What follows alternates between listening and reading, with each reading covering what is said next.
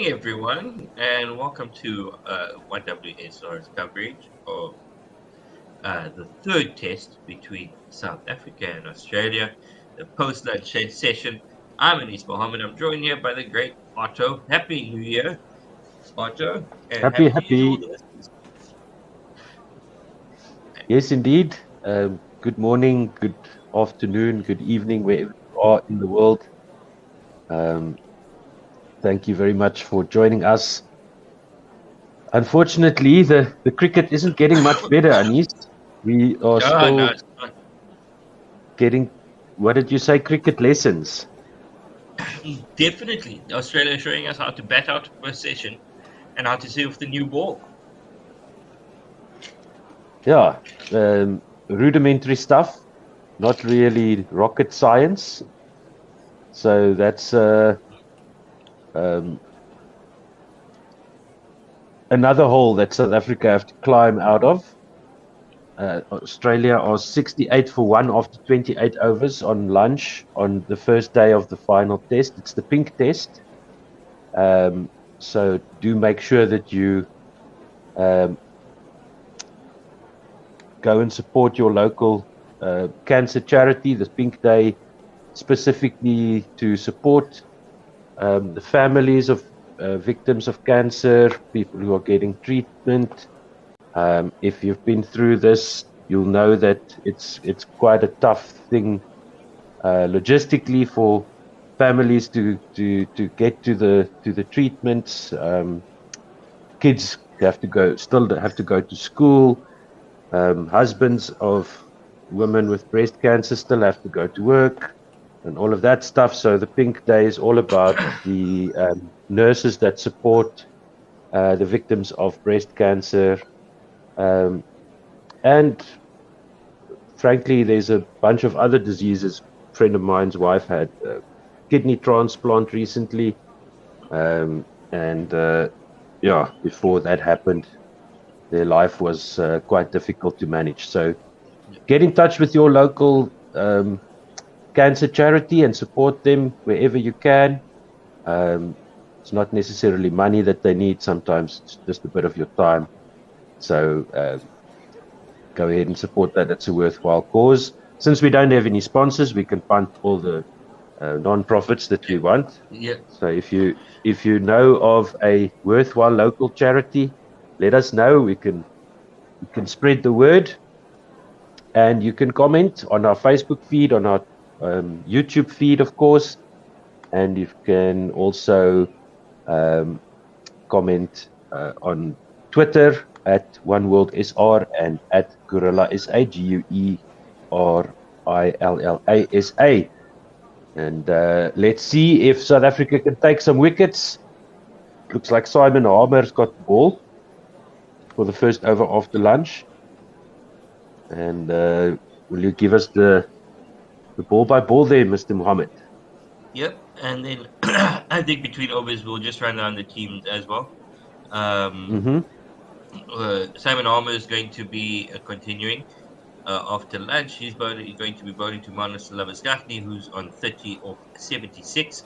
And at the non-strikers end is Usman Khawaja on 25 of 82. This one is looped outside off turn, getting some turn.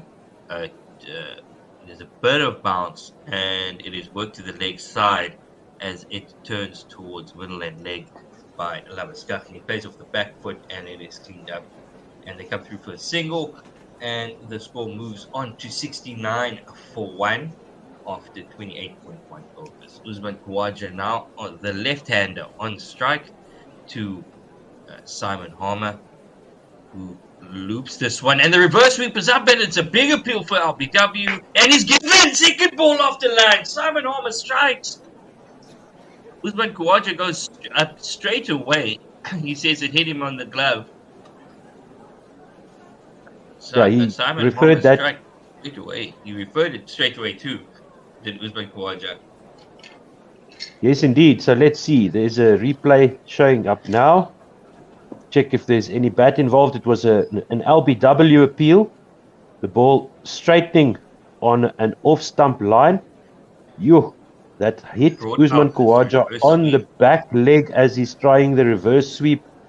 Ooh, is the Let's see glove? if there's any contact with the glove. Yep.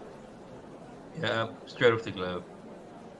Yeah, so they're going to retain their review, Australia, and Khawaja will retain his wicket because there's clear contact with the glove. The ball goes off the glove onto the back leg of Khawaja. I think that that's not a great decision, but yeah, It with was, all that flaps and pads and things in the way, yeah. it's difficult to see for the umpire, but quite clearly deflection. I wasn't paying attention in real time, but here we Yeah. go.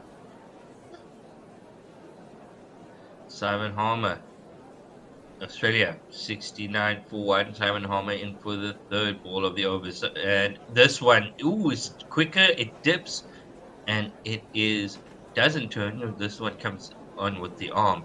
And that one is honing in on leg stump. Usman Khawaja a big stride forward and defends back to the bowler. Simon Harmer in again. This one looped up a bit more. Again, just on that middle and offline.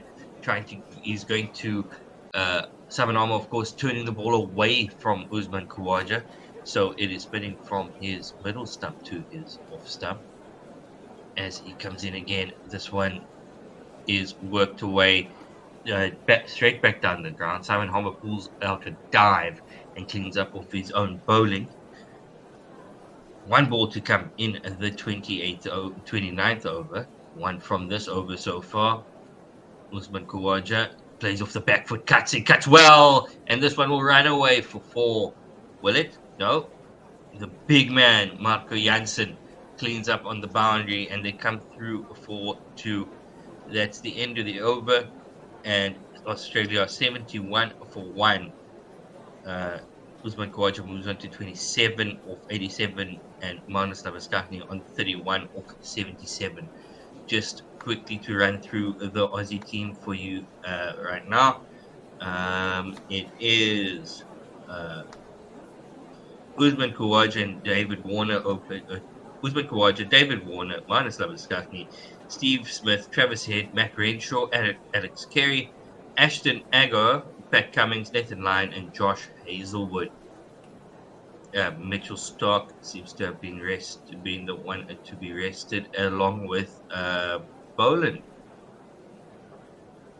And as Keshav Maharaj is going to be bowling the second over after lunch. Spin twins. We had a lot of talk about this during the Bangladesh series. In South Africa, this is a great. We were talking how much we loved having 2 spinners in the team and how it really does do wonders for the balance of the South African bowling lineup. As this one was outside off stump and worked and defended off the back foot by Labuschagne. Carbon copy delivery for the second ball as Labuschagne rocks onto the back foot and just defends where it's cleaned up by Silly Point. Okay, Yeah, it's third delivery now.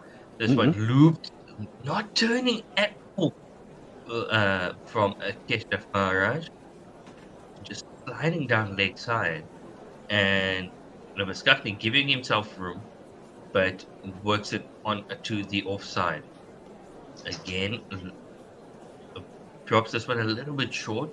Labuschagne plays back and drives it down to mid-off for the single. 72 for 1 is the score. As I woke up this morning and I read through the comments that the guys were lamenting the fact that Keshav wasn't getting any turn and that he was bowling too flat. Harmer is definitely getting some movement off the wicket. Yeah. That one that almost got Khawaja's wicket was pitching on sort of the middle and leg stump line and straightening very nicely. That one did turn, that last one. Yes, this one from Maharaj. This one is to Usman Khawaja, so it's coming back into him, and this one was outside off and turned quite well to hit. Looked like it was going to hit middle and leg. This one on off stump, a bit too straight.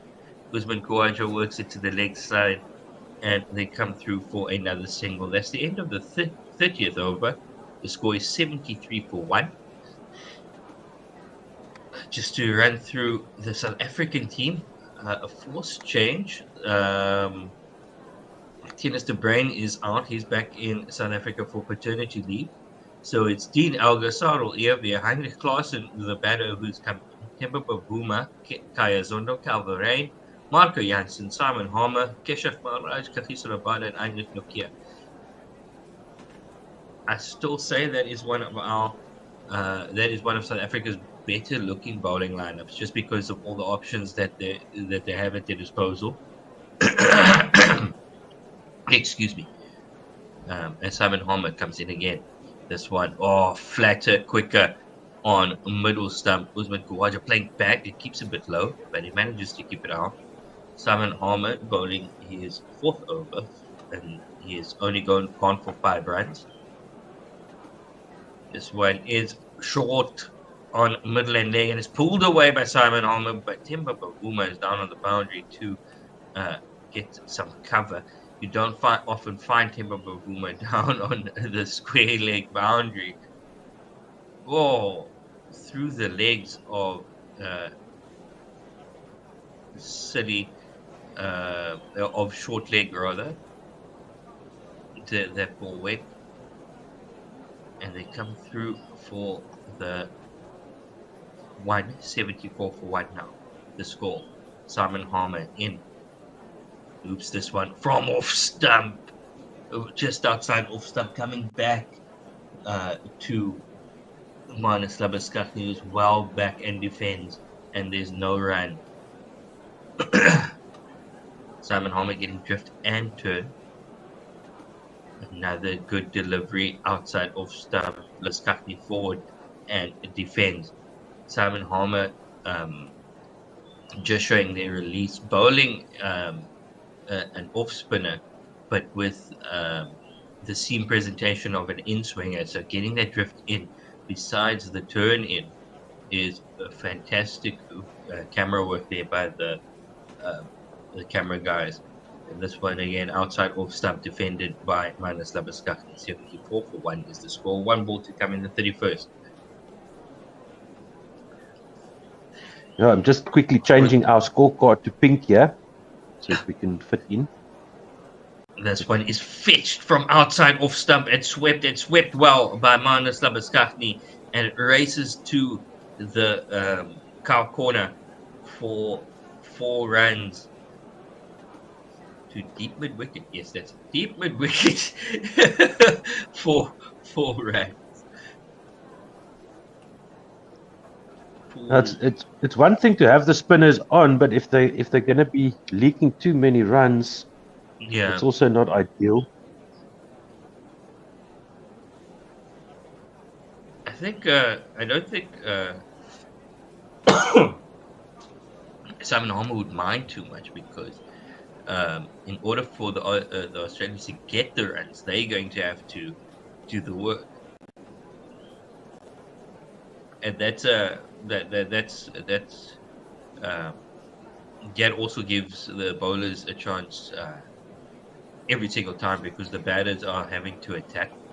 As Maharaj comes into Usman Khawaja, loops this one up outside off, but just pushed neatly to the offside where it's cleaned up, and they come through for the single. And the score moves on to 79-1. Left hand, right hand combination frustrating the South Africans now. But it seemed as if they were giving Usman Khawaja that single. There was tons of space on the offside for that shot. All right, now into Marnus Labuschagne. This one looped in on middle stump, turning just enough to away from him that he covers up nicely with the forward defense. Does Labuschagne. Second ball to him now. He rocks onto the back foot and pushes to the offside, but there's cover and there's no run. 79 for 1. The scoreboard moved over to 80. They thought they took 1 already, but it reverts back now to 79 for 1. This partnership is 67. This one is looped and swatted away by Manus Labuschagne off his legs, but it's well cleaned up by Themba Bavuma on the boundary, and he launches that one back. They come through 4-2. 4-3. Yes, 4-3. Okay, here we go. This one on middle stump, and a very full, just swatted away by Manus Labuschagne.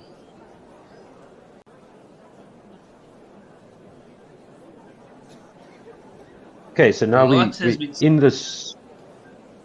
We're in the spirit of the Pink Day now. So as you can see, if you're watching along on Facebook and YouTube, there we go. Let me just see if I can get the rest of it.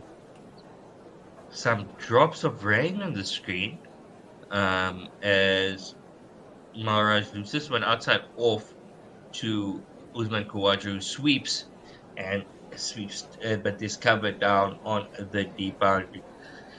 On the leg side, the score moves to 83 for 1. This partnership now 71 runs of 170 balls.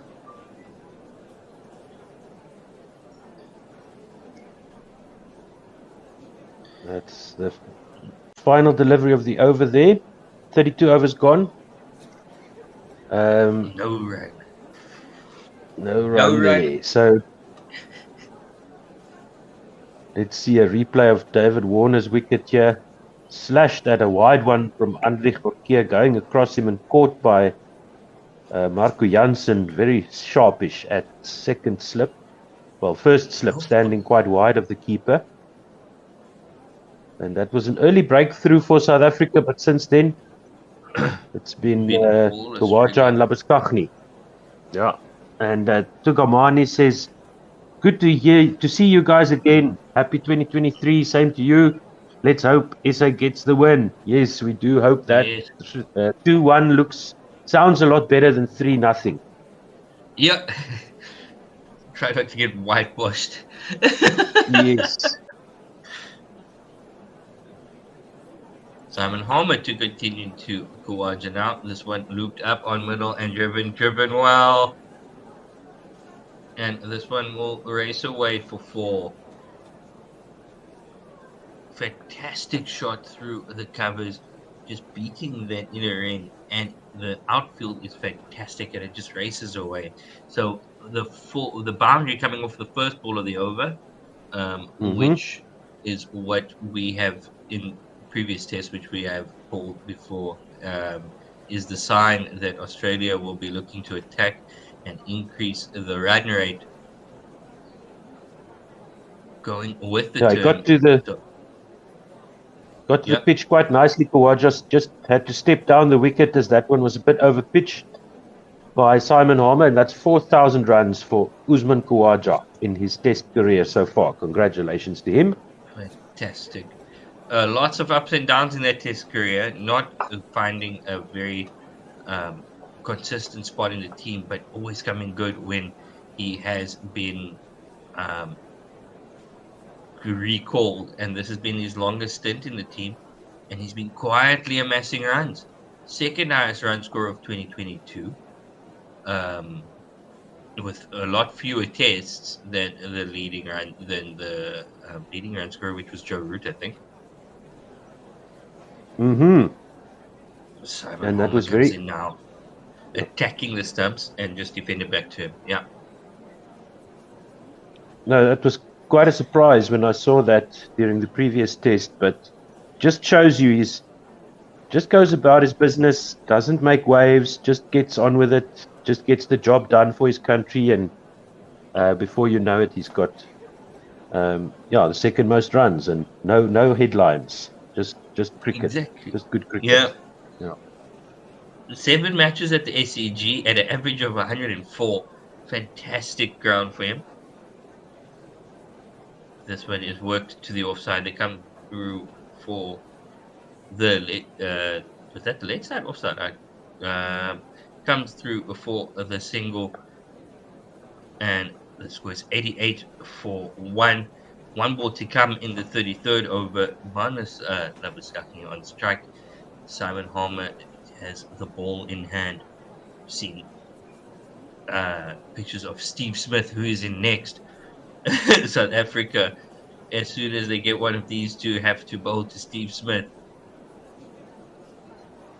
But again, Steve Smith and Manus Labuschagne be getting all the headlines. Usman Khawaja be getting all the runs. Exactly. And once again, that's a lesson for us. Cricket lessons. 6 runs off that over, 89 for 1, 33 overs gone. The run rate is only 2.7, but it looks like Australia might want to pick this up, as Jagannath Adishesha says, Algar and his stubbornness continues with his 5 bowlers even in 2023. And nothing wrong with 5 bowlers. There's nothing wrong with 5 bowlers. It's just that the batters have the batters have to come to the party. Yeah, that's been our problem. That's been South Africa's problem. And he says, carries on, and he says, any news on interested person for Protea's coaching role with Russell Domingo back home? No, Maharaj continues.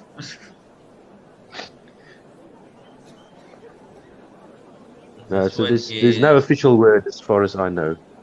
Yep. Maharaj to continue outside of defended. It's just copy paste test cricket right now. Outside of forward defensive from Manus Labuschagne and to the offside, no run. This one off the back foot, defended to the offside, no run. Yeah, nothing really. I think decisions are going to start to be made probably in this off time while the CSA T20 is going. Yes. So we'll see. On middle and off stump this time, Labuschagne big stride in forward defensive, and there's no run.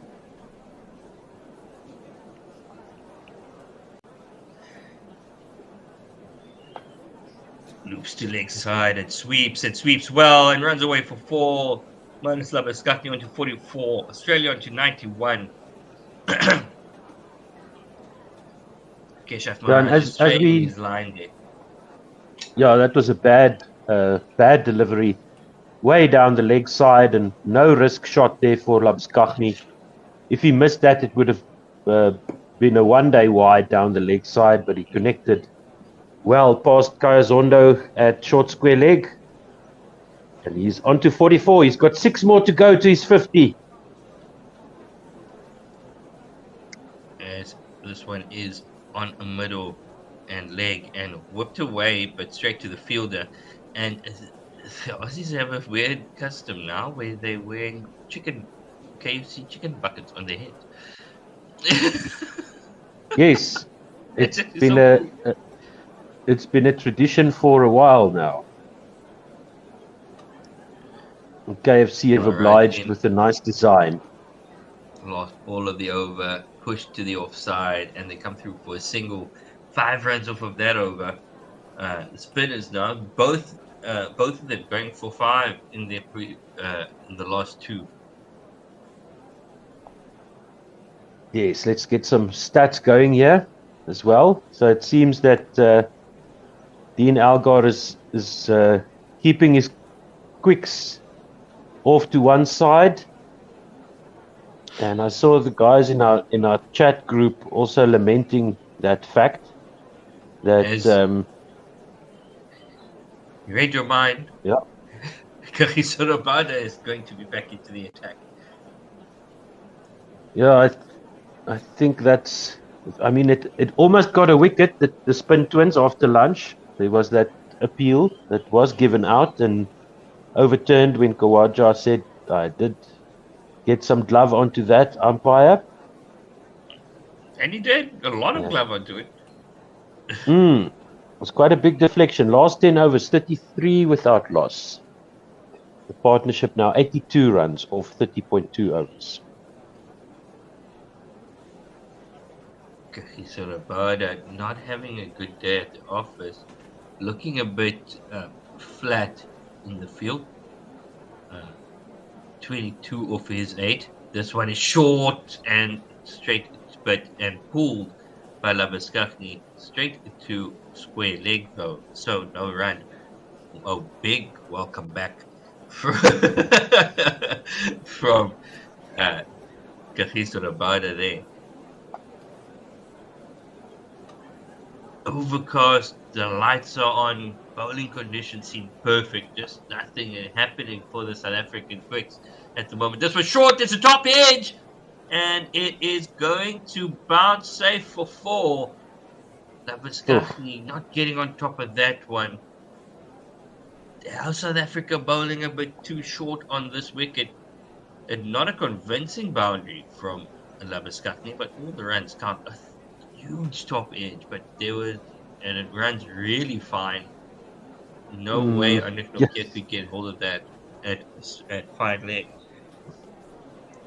That could have gone anywhere. That was a proper top edge. And I'll give that one to Kagiso. He beat Labuschagne there with that bouncer. Labuschagne was in control of that. As Kagiso Rabada comes in now, 132 km an hour, pace very much down, as Labuschagne is on 49 of a 99. Marnus Labuschagne averages 83 at the SCG in his 5 tests. Loves batting at this venue.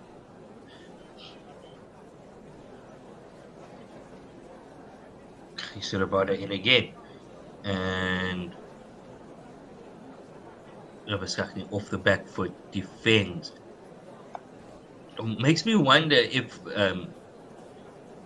with the conditions being what they are, it makes me wonder why South Africa aren't swinging the ball more. We do know Pat Cummins has said that this pitch should play like a subcontinent wicket. A fantastic Yorker now by Kagiso Rabada, and well dug out by Labuschagne.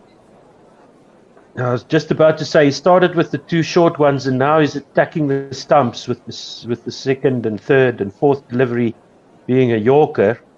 But Rabada's definitely got some kind of plan here. He's just got to get through those defenses of Marnus Labuschagne, who's on 49 of 101. He needs one more run to get to his 50.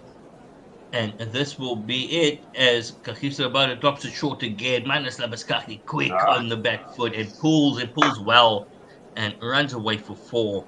He moves on to 53 now. Fantastic 50 for Marnus Labuschagne. That also brings up the 100 for Australia.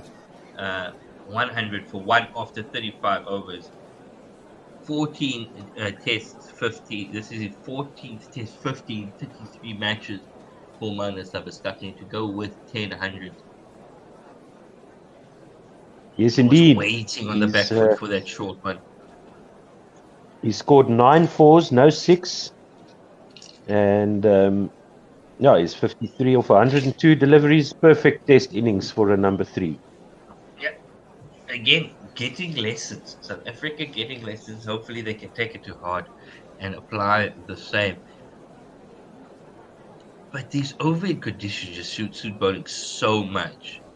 And this much vaunted South African bowling attackers look flat.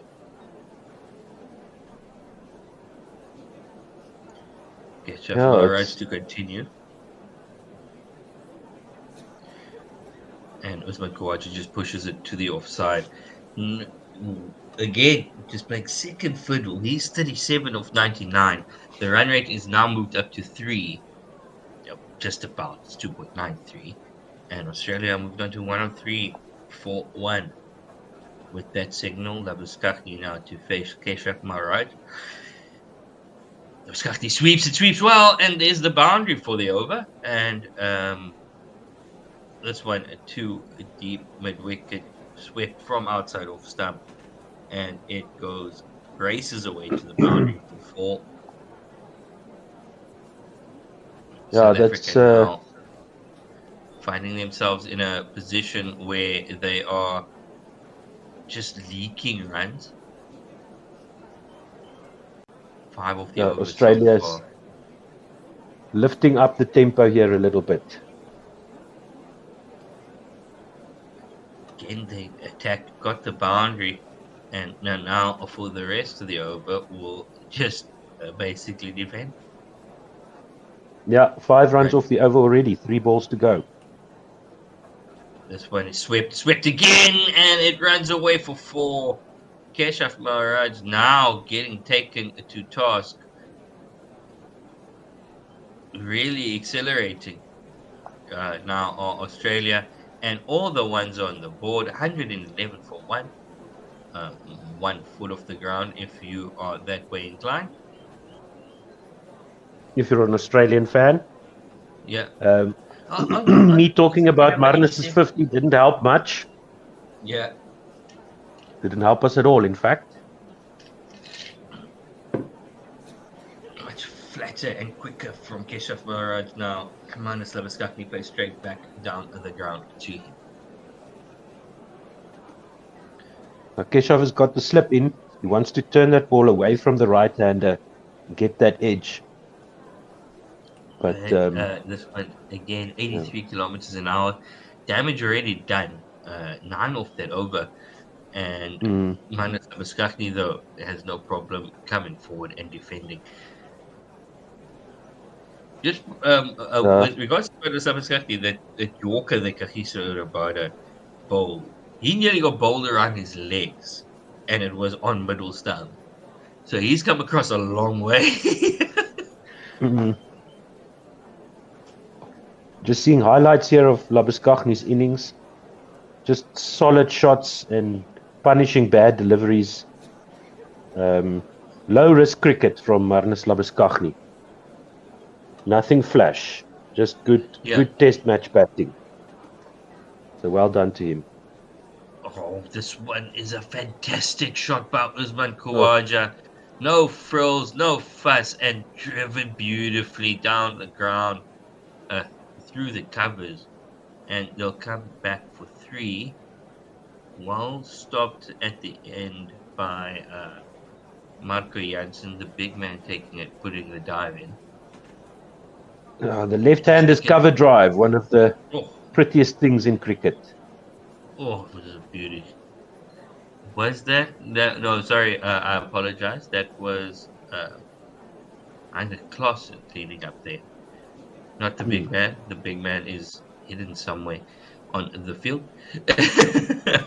The big man, Marco Jansen, putting it on Rabada in now to Marnus Labuschagne, and he has no problem getting on the back foot. It wasn't that short, but willing to pull from outside off to the onside. Yeah, attacking the short deliveries. Marnus Labuschagne. Once again, there was one that he wasn't really in control of, but as long as you can get on top of the ball, which he has done in these past few short ones that he faced from Rabada. Once again, low risk cricket, not really much can go wrong. Looking at his wagon wheel, he is the exception to the coaching rule, where coaches keep telling you to play in the V. Not a single run in that V for Marnus Labuschagne. The majority of his runs coming on the leg side in front of square. The sweep shots and the pull shots. That's the bowling he's faced. Yeah, he's playing what's in front of him. I don't like these short deliveries from Rabada. That time Marnus wasn't in control. Got the ball off the back of the bat. Yeah, but he's going to score more often than not off those short balls. So gotta attack the stump somehow. Now 136.6 for Kagiso Rabada there. He's looking at you. There's a big screen there,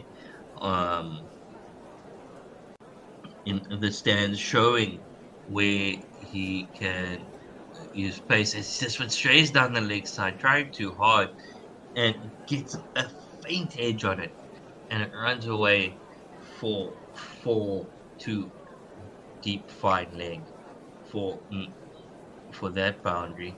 Actually, not an edge. It was well played off the face of the bat, really. Yeah, that's a bad delivery. He's got nothing at fine leg, so that's a bad delivery from Rabada there. He's got a packed offside field, so he's got to keep on that off stump just outside off line. Like that. Fantastic delivery just outside off stump, but can be left on lead. Coming back into Marnus Labuschagne, and it goes through to the keeper. Just bang in on that line and length, and you should be in business. 7 off that over. The score is 118 for 1 after 37. And Rabada looks properly miffed.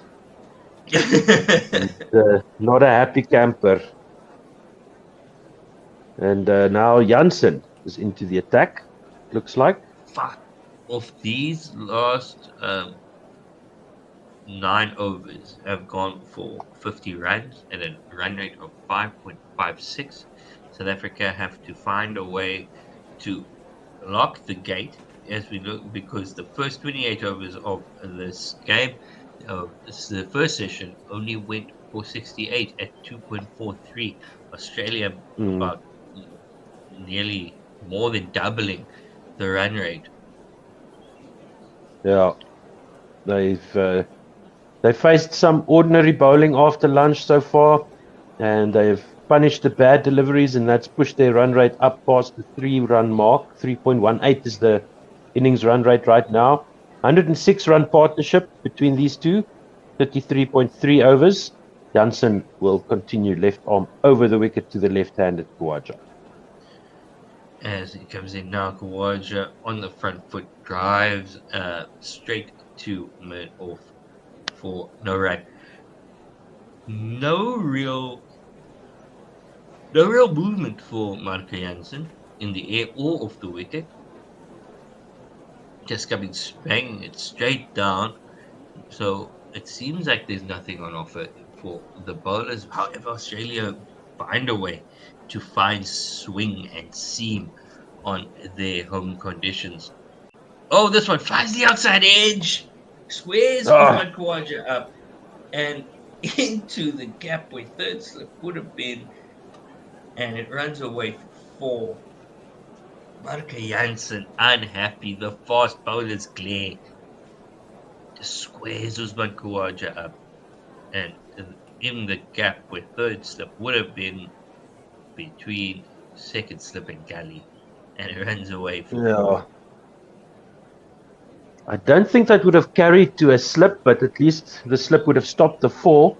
That was an excellent ball from Marco Jansen, pitching on middle and off. Khawaja had to play at that, and it straightened just enough to catch that outside edge. So hopefully he can do more of that. This one from Marco Jansen outside off stump and left alone. Australia are 122 for 1. Jagannath Adishesha sharing thoughts here with us. Absolutely shameless to pick Maharaj, he says, when he's so pathetic and have never looked like taking a wicket in Australia. That's what his opinion is on Maharaj's selection. And then he says KG should have been rested, and why Harmer is not getting extended run at bowling. Jansen continues. And Jansen comes in at this one to Usman Khawaja, a bit straighter, work to the leg side, and they come through for the single. 1, 2, 3 for 1 with 2 balls to come. Yeah, so he says Harmer is not getting an extended run at bowling, but Maharaj gets to bowl more. Rain fade captaincy from Algar, he says. So that's harsh at Keshav Maharaj. Yes, very, very harsh there on Maharaj. But I agree, Harmer should be bowling long spells. The spinners need long spells to get into their work in this test match. As Janssen comes into Labuskakny, this one with the angle coming in, tucking up Marinus Labuskakny, he rocks onto the back foot and it defends for the right. So after this delivery, it's going to be Ken on the air. It should have been Jenna, but I think if Mpendulo is listening, he can come in for Jenna's turn. Shame, she says she got stung by a bee, so I hope you feel better soon. As Janssen comes in, this one is an appeal for LBW, but with the angle, seems to be going down leg side. And the umpire says not out. They're going to be gun shy now after that first decision from the second ball of the innings. So not even reviewed by Dean Elgar. So probably too high and going down leg side. So watching highlights here of Australia's batting after lunch, and it's really obvious that they've been facing some bad deliveries that have enabled them to up the scoring rate. They almost got Kawaja's wicket just after lunch. Simon Harmer almost getting an LBW. Now Kagiso Rabada continues. 5.78 runs and over is what Australia going at now. Of this, the last 55 balls rather. 5.78 runs and over, as this one is outside off and left alone. Finding his length, this one a bit straighter from Kagiso Rabada. Labuskakny defends to the offside for no run. And after that last delivery, Labuskakny seemed to indicate that there was some movement through the air. He was sort of indicating something there to Kawaja. So let's hope that KG can get something going there. Marinus Labuskakny is batting well in his crease. So maybe South Africa aren't bowling that short. It's just use of the pitch length that is making things look short, giving them extra time to play.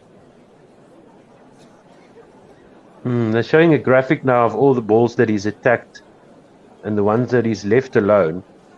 So pretty much anything that's on his stumps has been defended or has been attacked. So he has been forced to play quite a bit. There wasn't many deliveries that he could have left alone. This one given width, and he's driven well over pitch by Kagiso Rabada through the covers. A fantastic drive, and it runs away for 4.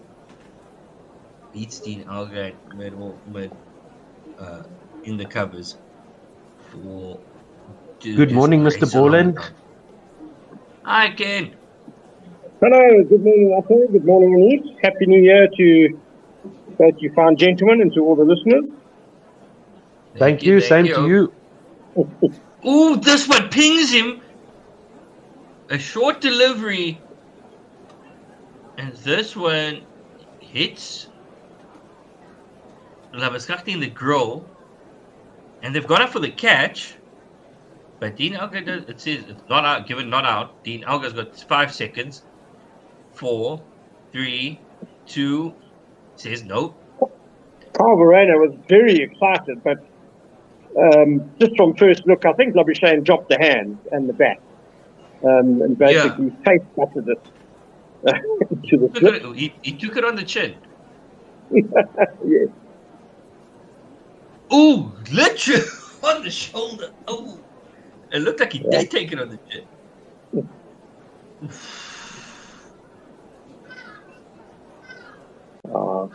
Back shoulder more than anything.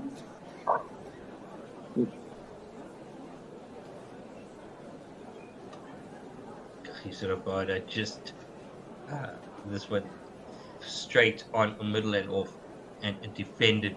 Put some respect on his name. Don't forget that I'm here, says Kagiso Rabada, probably to Marinus. This one. He started. He started very well today, I thought, with the new ball, Kagiso Rabada. But his second and third spells have, and unfortunately most of his tour really have put his tremendous reputation into a bit of disrepute in Australia. Hasn't had the greatest series. We look at his pace now. That one that Scuttney looked in all sorts of trouble with was his quickest delivery, 141 k's an hour. He's been down all day, bowling 132, 134. Yeah, I think the pitch will have a bit to do with that as well. Yeah, we were looking at Anik Nokia earlier on. He wasn't really getting any express speed on this wicket as Marco Jansen continues this one on Midland leg and pushed down down to mid on for no run.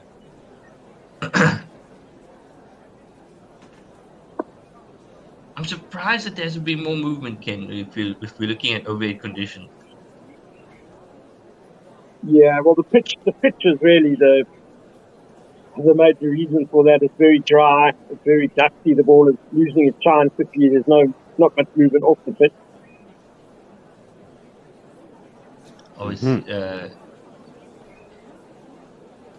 Yeah. So with the shine coming off very quickly, it also prevents the ball moving in the air. So also it was the players no longer allowed to use saliva to shine the ball. Also plays a big part in that, as this one is short of a length and straightens on middle and off, and Usman Khawaja just rocks onto the back foot and defends. 3 balls into this over. Australia will be looking to get their boundary rate over now, so expect them to try to manufacture one with 3 balls to come in the 40th over. Sweat is still allowed though, isn't it? And it's apparently quite a muggy day in Sydney. I saw the boys are sweating. Marco Jansen strays down the leg side. Usman Khawaja just puts it away, backward of square, and they come through for a single, 129 for 1. It looks superhuman. Oh. There's some low clouds over the city there in the background as we see a drone shot or a helicopter shot of the stadium. There was a bit of rain and a bit of mizzle earlier. Yeah, we could see the drops on the screen. Marco Jansen with the angle coming over the wicket to around the wicket, over the wicket to Marnus Labuschagne. Drops this one short, and the bounce is wayward down the leg side. And well taken by Kyle Verreynne, and well watched by Labuschagne. Called a wide, rightfully so. Oh, this one is correct! They're claiming the catch outside off stump, just a hint of movement away. Marnus Labuschagne is gone for 7. Fantastic catch by Simon Harmer in the slips. Oh, nicely done there. Yeah, I don't think Marnus Labuschagne is going anywhere. The umpires are conferring. Kyle Verreynne was giving it up. He had his forefinger up, pointing at either the batsman or the umpires. On-field decision is out. Of course, we know England would claim a catch like that in Pakistan.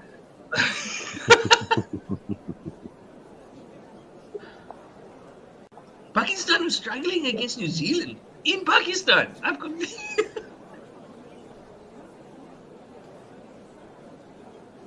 So it's been a bit of a lucky packet over from Marco Jansen. Oh, no.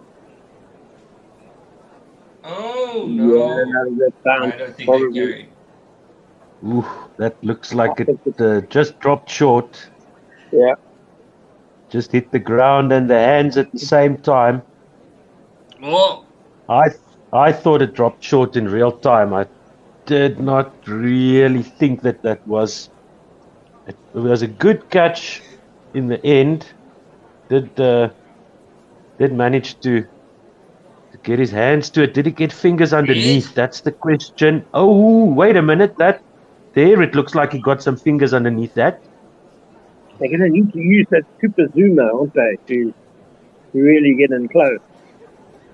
I've seen Simon Harmer worse couldn't have given done much out. more than he did. Yeah. So is there clear evidence that the ball went to the ground before it got to the hands? Oh. I think he's got something underneath that.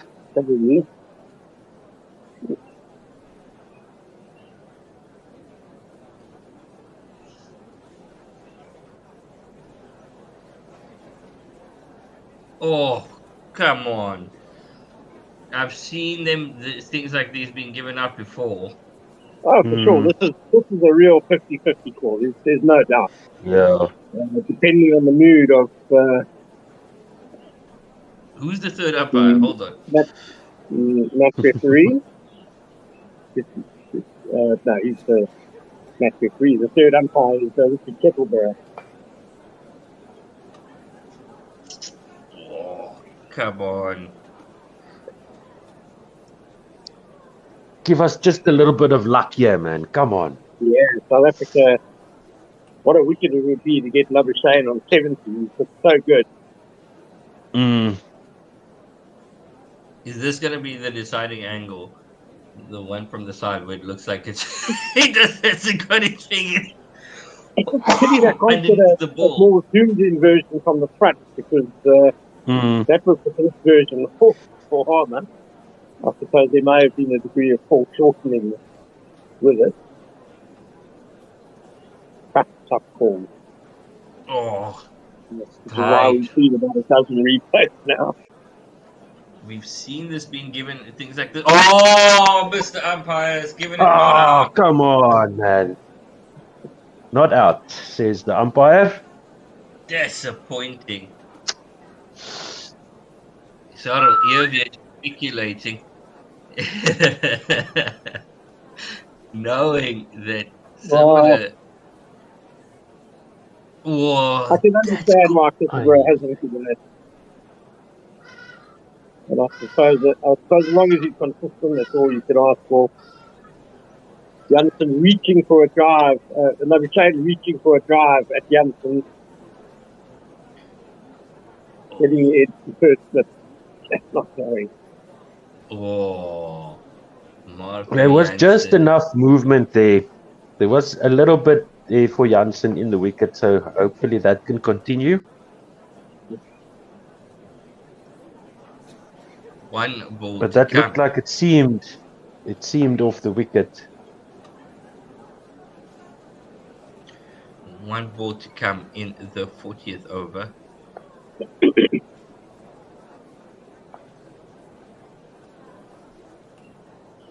Marco Jansen in now. This one comes back in, and there's no run, says Marnus Labuschagne. No run, and it's 130 for 1. So nearly could have been a good over for South Africa.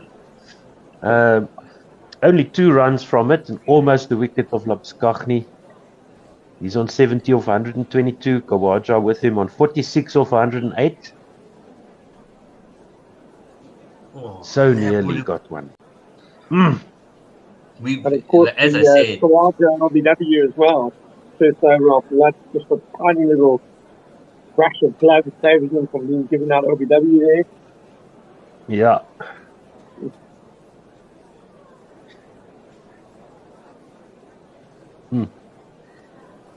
Oh, the South Africans are not happy. You just see some chat between a couple of the players.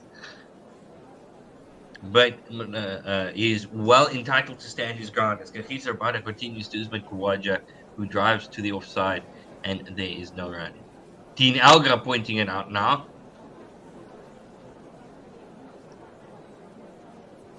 Probably now he's not happy. Because the on-field decision was out. Just wondering whether there was enough evidence to overturn that. Oh my goodness. They're going to keep showing replays.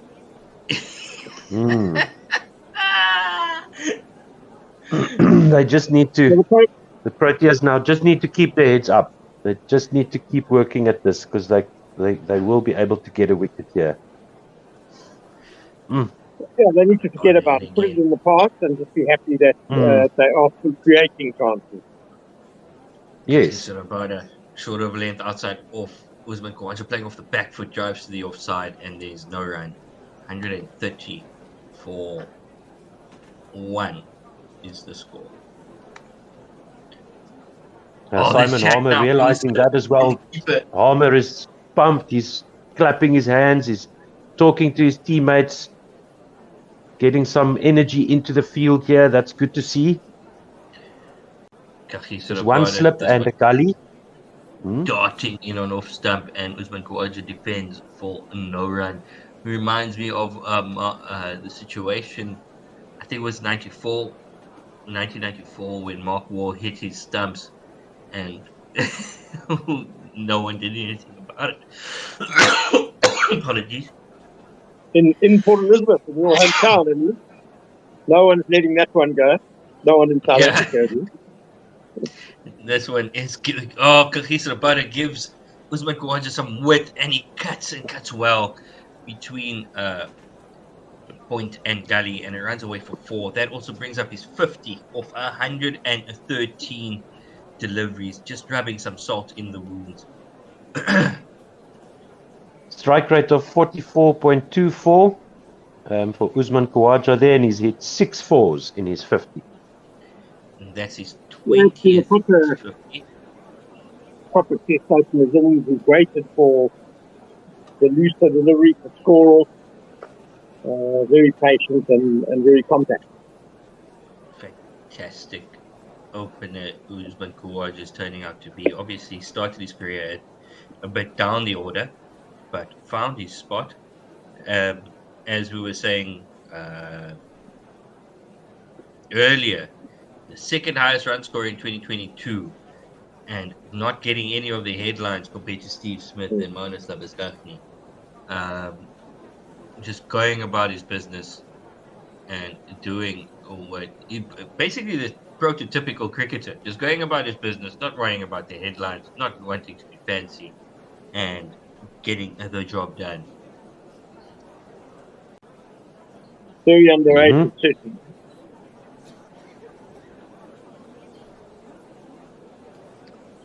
We're just waiting for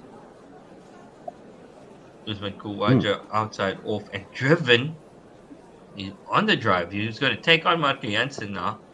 Drives, and this one just bobbles on one of the side pitches and misfielded by Keshav Maharaj, but no run.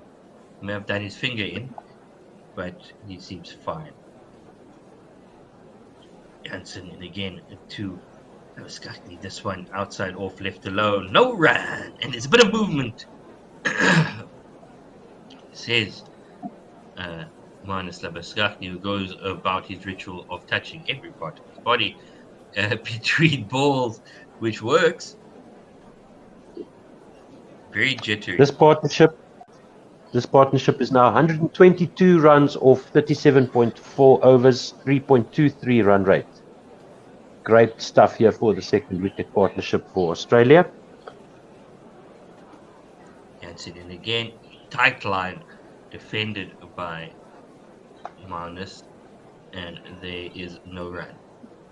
Yeah, the big thing about this partnership has been really how they've accelerated after lunch. Their first 50 runs before lunch took 131 balls, and they brought up their 100th partnership of 196 balls. So the second 50 runs just came off 65 deliveries. They came out. Yeah, they were fed a little bit of bad bowling. It must be said after lunch, but yeah, great execution just to be able to punish those bad deliveries. The bowling is looking a lot better now, the past 5 or 6 overs. Angled in now, 2 off stump and defended by Marnus. No run there. 2 balls to come in the 42nd. I think also they came out of lunch and played positively straight away. put the pressure back on the Proteas bowlers, and that forced a bit of way with bowling. Hansen drops it a bit short onto Labuschagney's hip, and it runs away down to find Deepak with square for a single, and that'll be Jinx. No, one more to come. Sorry, I just saw the movement and forgot that there's a left-hand, right-hand partnership, and the umpires are enjoying the walk. You're 100% right, Ken, and even when you get bad deliveries, you can still hit them straight into the fielder's hands and lose your wicket. So they've done a great job of just, like you said, transferring that pressure. It's been good to watch. Cricket lessons. Yes.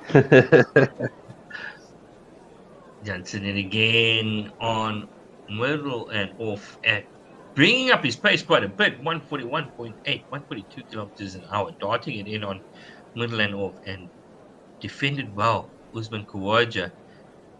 Usually, you'd find the Australian batters batting outside their crease to combat the swing, but because there isn't much swing, they are quite content to hang back. Now we get a fantastic angle of his fingers wrapped around the ball.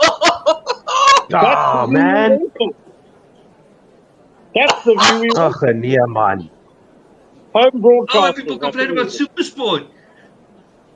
No, I mean that is the replay we were calling for. Zoomed in from the front. Yeah, you said it, Ken. You were calling for that angle. Did they just show that on the big screen? If they showed that on the big screen and the Proteas saw it, Well, I'm sure someone would have seen it in the tank room. So, manager Volvo Masubulele might do a little trip to the match referee's office. Yeah. And if look here, bowling change now. Sure. Look here. This went straight on middle and leg and worked down to find leg, and they take the single.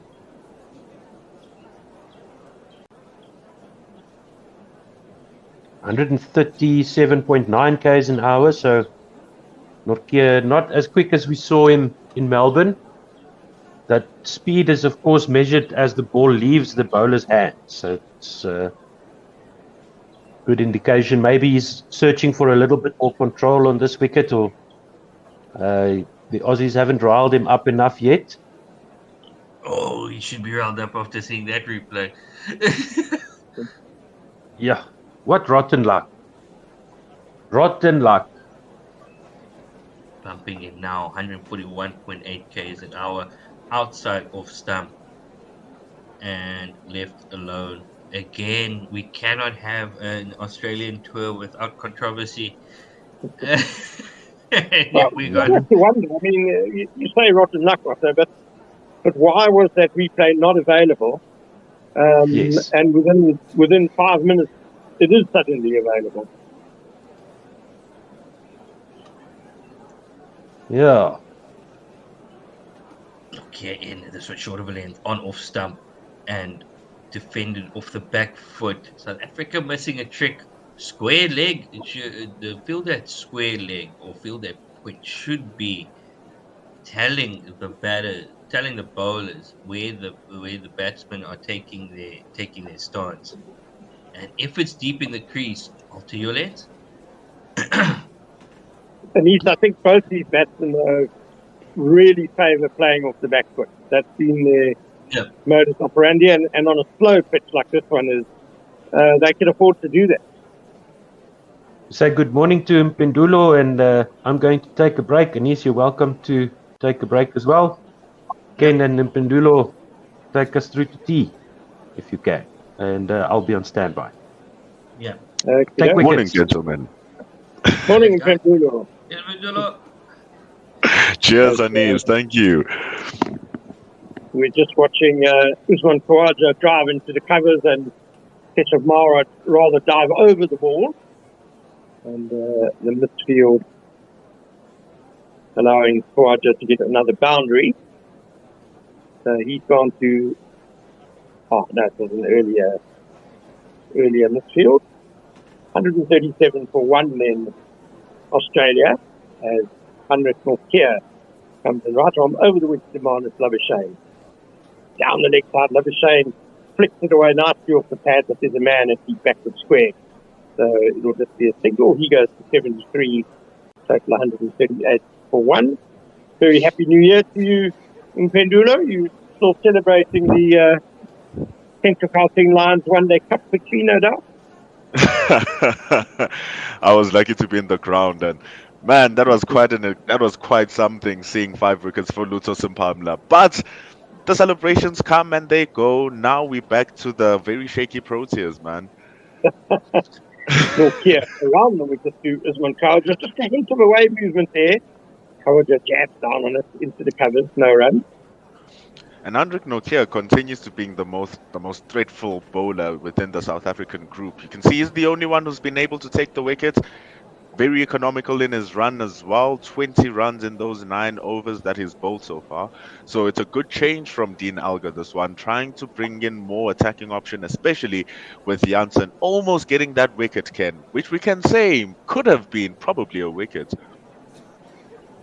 Yeah, well, I'm just amused by the one replay which we were calling for the whole time that the third umpire was looking at was the zoomed in one from the front.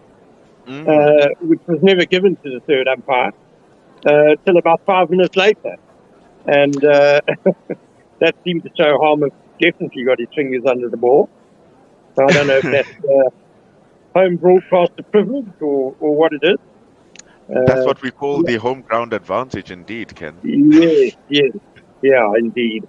It's the afternoon jinx break at the moment, so just to run through what has happened today on the first day of the third test in Sydney. If you're joining us a bit later, Australia won what could well be a very important toss on a pitch that is possibly going to deteriorate. There's not much in it for the bowlers on this opening day. And South Africa did make an early strike when David Warner was caught by Marco Jansen at first tip of Heinrich Nortje for 10. But then Usman Khawaja and Marnus Labuschagne took Australia through to 68 for 1 at lunch. And since then, they've accelerated through to 138 for 1. Khawaja is on 51 and Labuschagne on 73. Pendulo, what have been your major takeaways from the 43 overs you've seen so far today? The biggest thing here for me, Ken, would probably be how Usman Khawaja and Marnus Labuschagne have been able to absorb the pressure from the time that David Warner lost his wicket. They didn't rush into anything. You can see even now, Usman Khawaja is batting at 43. That's his strike rate. So that shows the application that they are putting in, which is why they've been rewarded with those runs. Marnus Labuschagne is now on 73, and he's become a little bit more relaxed in his scoring as well. Even that drive that was edged was a shot of confidence, like I am taking you on, Marco Jansen. So that's the value of staying in the wicket, getting your eye in, and then being able to score freely when the bowlers are starting to lose that momentum. And the captain of the bowling team and the whole team itself is starting to drop their heads. So that partnership of 126 runs, which has been going for nearly 40 overs now, is really starting to chip away at the confidence that the South Africans are having. Yeah, 100%. Pendulo. Yeah, as you say, Khawaja was very watchful at first, really waited for anything loose before trying to score. Labuschagne, you could tell, just really played himself in, gave himself a great foundation. It's a proper test batting. And as you say, they've really accelerated in the second half of this partnership. Their first 50 for 131 balls. But since lunch, which is, we've had 15 overs, and they've added 70 runs in those 15 overs since lunch, and without taking too many risks, as unfortunately it looks like the umpires have got a light beater out, which they're balancing on top of the stump. And it looks like they've pulled bad light. They've stopped play. They've stopped play indeed here, Ken. Looks like you and I coming in has saved the South Africans from more runs being scored on them. So, We have brought the bloom, have we? but it would have been nice to see more cricket going on. But what are your thoughts on the spin bowlers here, Ken? Because here they are. Keshav Maharaj is nearly going at 4 runs and over, and Simon Harmer is going at around 3.2 runs and over. Yeah, I thought Harmer started really well before lunch. He had a couple of those, and he really troubled the left-hander Usman Khawaja. Keshav, I thought, took a little bit longer to get into his spell. Bowled a very good over straight before lunch. But then you could just see, after lunch, the batsmen decided that they're going to attack the spinners and not let them settle. Harmer very nearly had Khawaja LBW. Just the brush of glove saving him. But so I don't think the spinners have bowled too badly. It's just been very good batting that has seen them taking a break. I'm glad that you put that on for the people who might be jumping on trying to watch what's happening, and then because they always have unjust criticism by just looking at the figures and not backing it up with what's really happening in the game. So thank you for clearing that up. But with this rain delay that we have now, Ken, I'm sure there's no way for us to keep pushing conversation with there's no cricket going on. Well, we'll have to wait for our boss Otto to return, I guess, and cut us off. Yeah, I just want to say that it's going to be tough for the bowlers today because it really is a very comfortable pitch for batting. Easy pace. There's not much bounce and it's pretty consistent.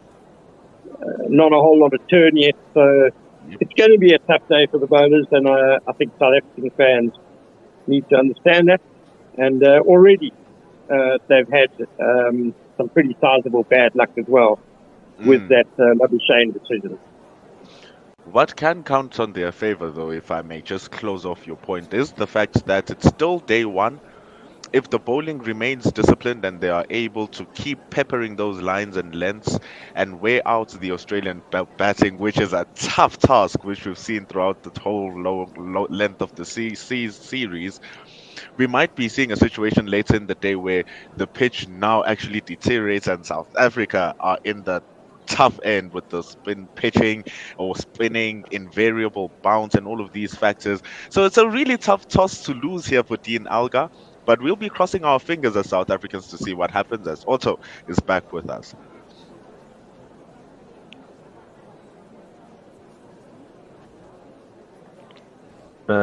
Thanks a lot, gentlemen. Let's take a break. I'm going to see if I can tee up something for us to listen to while we wait for the rain delay. And I'll also just indicate that on the screen. Thank you so much. And we'll see you back here whenever there's some more cricket to talk about. Thanks. Pleasure. They must get an SCG-sized umbrella.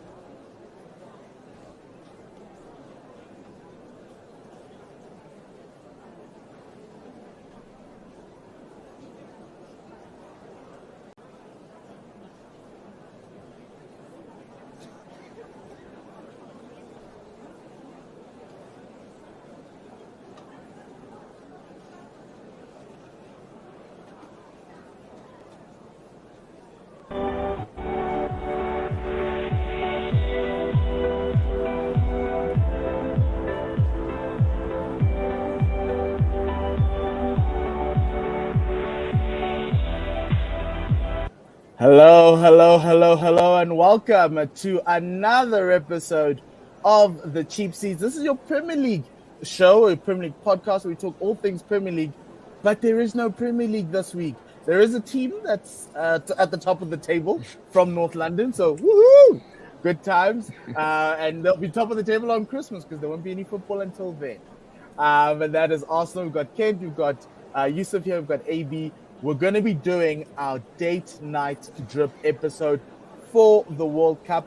Remember, the show is sponsored by Classic Shirts ZA. We're going to put the logo right on the corner of Kent there. Please remember to go to their website as well as their Instagram page to go get all the kits that we're going to be talking about today. We're going through a World Cup date night drip, as you saw in the title. So, yeah, we're going to determine whether you can go out in the next 4 or 5 weeks in these shirts on a date. If your girl or your person says, hey, let's go on a date, you're like, actually, let me wear the Qatar home kit because they're playing tonight or whatever it is. See, I'm wearing Bafana because they're playing tonight. Nobody knew they were playing, but they are playing tonight. They're playing Mozambique. They're not at the World Cup. They're playing some random friendly somewhere. But let me greet the guys. Kent, it's been a while. How are you doing?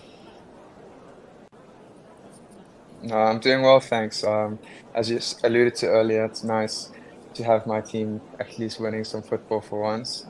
So I can't complain. I'm excited for the World Cup, I must say. I am excited as well.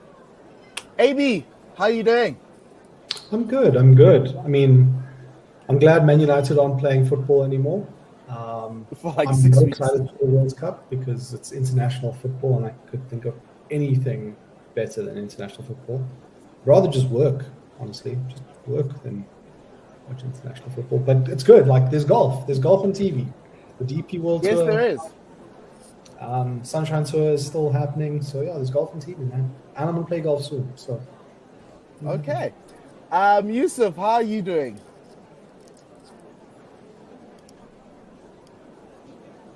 Yusuf still fiddling with the mute button. Can you hear me now? Yeah, we can hear you. My internet is really acting up right now. Okay. But other than that, I'm doing good. I'm very excited to watch the World Cup. Just that buzz and that reminder of 2010 for me. All the hold up to the World Cup, so it's exciting. Yusuf, just fix your camera a little bit there. We're seeing like half of your face. You look like a villain there. There we go. That's the face of the man who is the face behind Classic Shirts ZA. So you can remember, you can go get all these shirts, well, most of these shirts. I don't know if Yusuf, you've got the Qatar home kit, if I need it. But all these shirts are on his website and you can go there and purchase them with the discount code CheapSeats99. It's to let Yusuf know that you are watching our podcast or listening to it. And you actually are a fan of soccer. So that's what it is. So tonight is Date Night Drip World Cup edition. And so, guys, I wanted to do it based on how teams finished last time. But then I realized today that actually, just like Qatar realized after the draw, that actually they're not playing the first game. So they put themselves in front. And that's why we have a World Cup starting on a Sunday. So I am going to start with the home team because it is the first World Cup in the Middle East. So Qatar they'll be donning the maroon kit on Sunday when they play Ecuador. Gents, I'm going to start with Kenton. We'll go to AB, then Yusuf. For a home team, you're hosting the first ever World Cup in the Middle East. You know, obviously they paid money for this World Cup. What do you think, AB?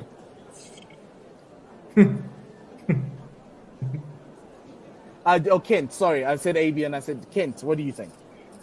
No, I think that is a pretty plain kit. It's pretty.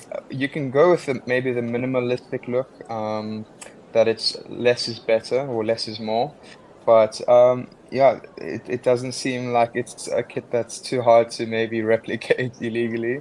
But yeah, I think it's neat. It at least has no ugly patterns. It's quite simple.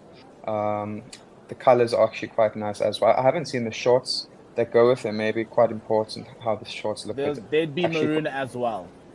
Okay, so will it be full white, full maroon? Yes.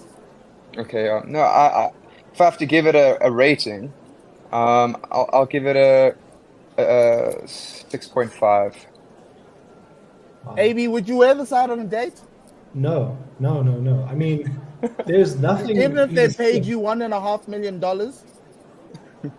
Okay, maybe $1.5 million. But I mean, there's nothing about these kits that like are attractive. Like, yes, I get less is more, but here there's nothing. Like, there is absolutely nothing. They've got that little triangle on there because there's a triangle on their flag. The color I get, it's fine. The badge has to be there. And then the white shirt looks like a bunch of kids were playing football out in the streets and their white shirt and like a ball hit them. Yeah, it's dirty now. Now I have to go home and clean my shirt. No, man, this is a 4 out of 10 kid. Yusuf, what's the number there? So, for me also a 4 out of 10. It's just a template. If you go and buy those sets of 14 that you buy for your local team, you're going to get that same red kit there and just paste the Qatar logo on it and put some triangles on the sleeve. And they're the host nation, man. Come on. It's so disappointing. Yeah, look, But look, Nike. Sorry, Paul. Look, Nike didn't try. Sorry, Paul, I just got a phone call and an SMS in my bank account or from my bank. So actually, this is more of a 9 out of 10 kit. Wait, where do we get these SMSs and phone calls? I know they were looking for fans. They were looking for We're fans. streaming live to YouTube. That's what I'm saying. Well, watch it. Okay, cool. Qatar, that kit is a 9 out of 10. Best home kit ever. Please send me one and I'll wear it out on a date with a little bit of cash in my bank account. We'll talk about it later. Let's talk about the world champions, guys. France went a little bit more gold because they're world champions with the tech. I'm going to start with Joey, with Yusuf, because you've seen this kit, and you sell this kit on your website. What's your number for the world champions, and are they going to be lifting the trophy with this kit? So for me, contrary to what we believe, so Arsenal have wonderful kits and they lead in the league. So I think France are going to win the league also. This set, wow. I don't know if you guys watched, I was on SuperSport over the weekend and I chose to wear that home kit on that Marhaba show. So for me, 10 out of 10 for the home kit. I really, really like the design. I know, Mpo, you do too on the away kit. Yeah. So very, very solid lineup for me, just like the lineup that's going to play. I'm looking forward to seeing it on the field. Okay. Kent, I know you more leaning England for normally. Are the Frenchies looking good?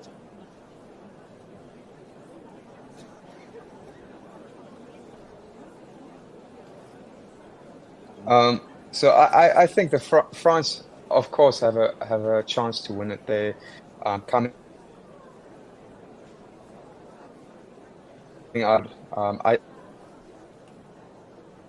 I'm not as convinced with their midfield. I think their midfield could be a bit better, but the kit looks good. I like the home kit. I like that gold, and that is it's got the X factor finishes. You can't write off a team that has Mbappe and a defense like theirs. Will be interesting to see if William Saliba makes the starting lineup or not. Well, we hope William Saliba makes the starting lineup. AB, are you wearing that out on a date? So, like, which one though? This is the thing, Laura, right? Because give me the white one any day. Like any day. I understand like Yusuf's love of this home kit. I would say the home kit is a 9.5 out of 10, but this white one, like the detail of like the prints, and then on the side you've got that blue, white, red sort of like elastic material. I think this white kit is probably the best kit at this World Cup. So that's a 10 for me. So just depends. Like, you can't wear the blue one on dark jeans, so you probably need to wear that on white pants. Kent probably has like 10 pairs of white pants. We can rock that. But yeah, but for me, the white one, so good, so good. Yeah, if only it had, so I could play golf in it. But yes, so that's the thing. You know, swap the collar from the blue shirt, put it on the white shirt, and you have a winner. Yeah. That's the only difference for me. That's why it's a 9. I need it to be, that little victory collar, Tiger Woods type of vibe, and then I can wear it out. But like, you know what, like a French flag collar would be. Yes, I just have one comment, right? So when we did the Premier League kits, I remember we rated Liverpool's shirt very, very, very, very low. I think it was like 4s and 3s. And basically, it's exactly the same template that the France home jersey is on, and they've just switched the colors and saying it's 9s and 10s. So hey, look, it's just the color. It looks good across the pond, okay? It doesn't look good in Liverpool. Okay. This team came second at the last World Cup. They lost out to France, but it looks like they're arriving in Qatar with unfinished business, and that's what this kit looks like to me. Where's the red? Give me the checkers. AB, what are they doing in Croatia? Is it probably going to be an unforgettable tournament like this unfinished little map of theirs? Yeah, guys, look, Modric can't carry them again. No, this kit this home kit is abysmal. I don't know where they're starting, where they're finishing. This is probably the flag that Max Verstappen sees, like when he races, because it doesn't make sense. It does its own thing. And this blue kit is like you're in a club, you've just popped like an E or speed or I don't know the approach for the game. Ken can tell you more about it with his white pants, but like you're seeing someone in a shirt and then like you're being sucked into their shirt. I don't know what's going on there. I don't like it. These are 3s. These are worse than Qatar. I like the way kit you can wear out during the day. It looks intriguing as a football jersey, but like I'm not sure, kid. Would you rock the away kit? No, you wouldn't see me. If you see me on a date night with that, just know that the date didn't pitch up. It didn't go well because there's no ways you can try and impress someone with this kit. That kit on the left, just like you say, it just looks like some of the red spots fell off the shirt. It's just not a vibe. Wearing the Croatian kit it already is quite risky because it stands out a lot. But this doesn't even look good. So I think their aspirations as well as their kits are pretty much correlated. Okay, so that means Croatia is probably not going to make it through. Yusuf, what do you think of this Croatia kit? You've probably seen it up close. So, yeah, the home kit, there's no getting away from it. It looks like it's unfinished. But the away one, I don't know if you guys have seen the long sleeve version of it. And it has that flag like coming right down. It looks like, I don't know if you guys remember a few years ago, Nike brought out the off-white jerseys with the checkered flag like coming down the sleeves. And it looks a lot like that. And so what's your number, Yusuf? I like it, but yeah. So the home kit gets kit, I wouldn't wear. The home kit gets a 4, and the away kit maybe a 6 or a 7. Okay. I'm gonna go 7 for the away kit. High praise. So Croatia just needs to play all their matches in that darker kit. It's based on what Yusuf is saying. The team that played in the 3rd and 4th place playoff, Belgium, the Red Devils as they call themselves, with a lot of flames on their sleeves for the home kit. The away kit with the pink looks really nice, something you would probably wear on a Sunday market. Kent, how do you rate these kits? I love that away kit, I won't lie. I think that's clean, nice attention to detail. The orange looks great. On the other hand, the home kit looks like jokes. It looks like those like anime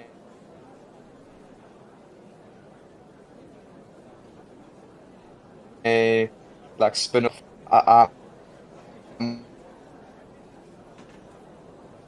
think we're losing Kent there a little bit. Kent, yeah, we just kind of missed you on the back end there. What did you say of the last sentence?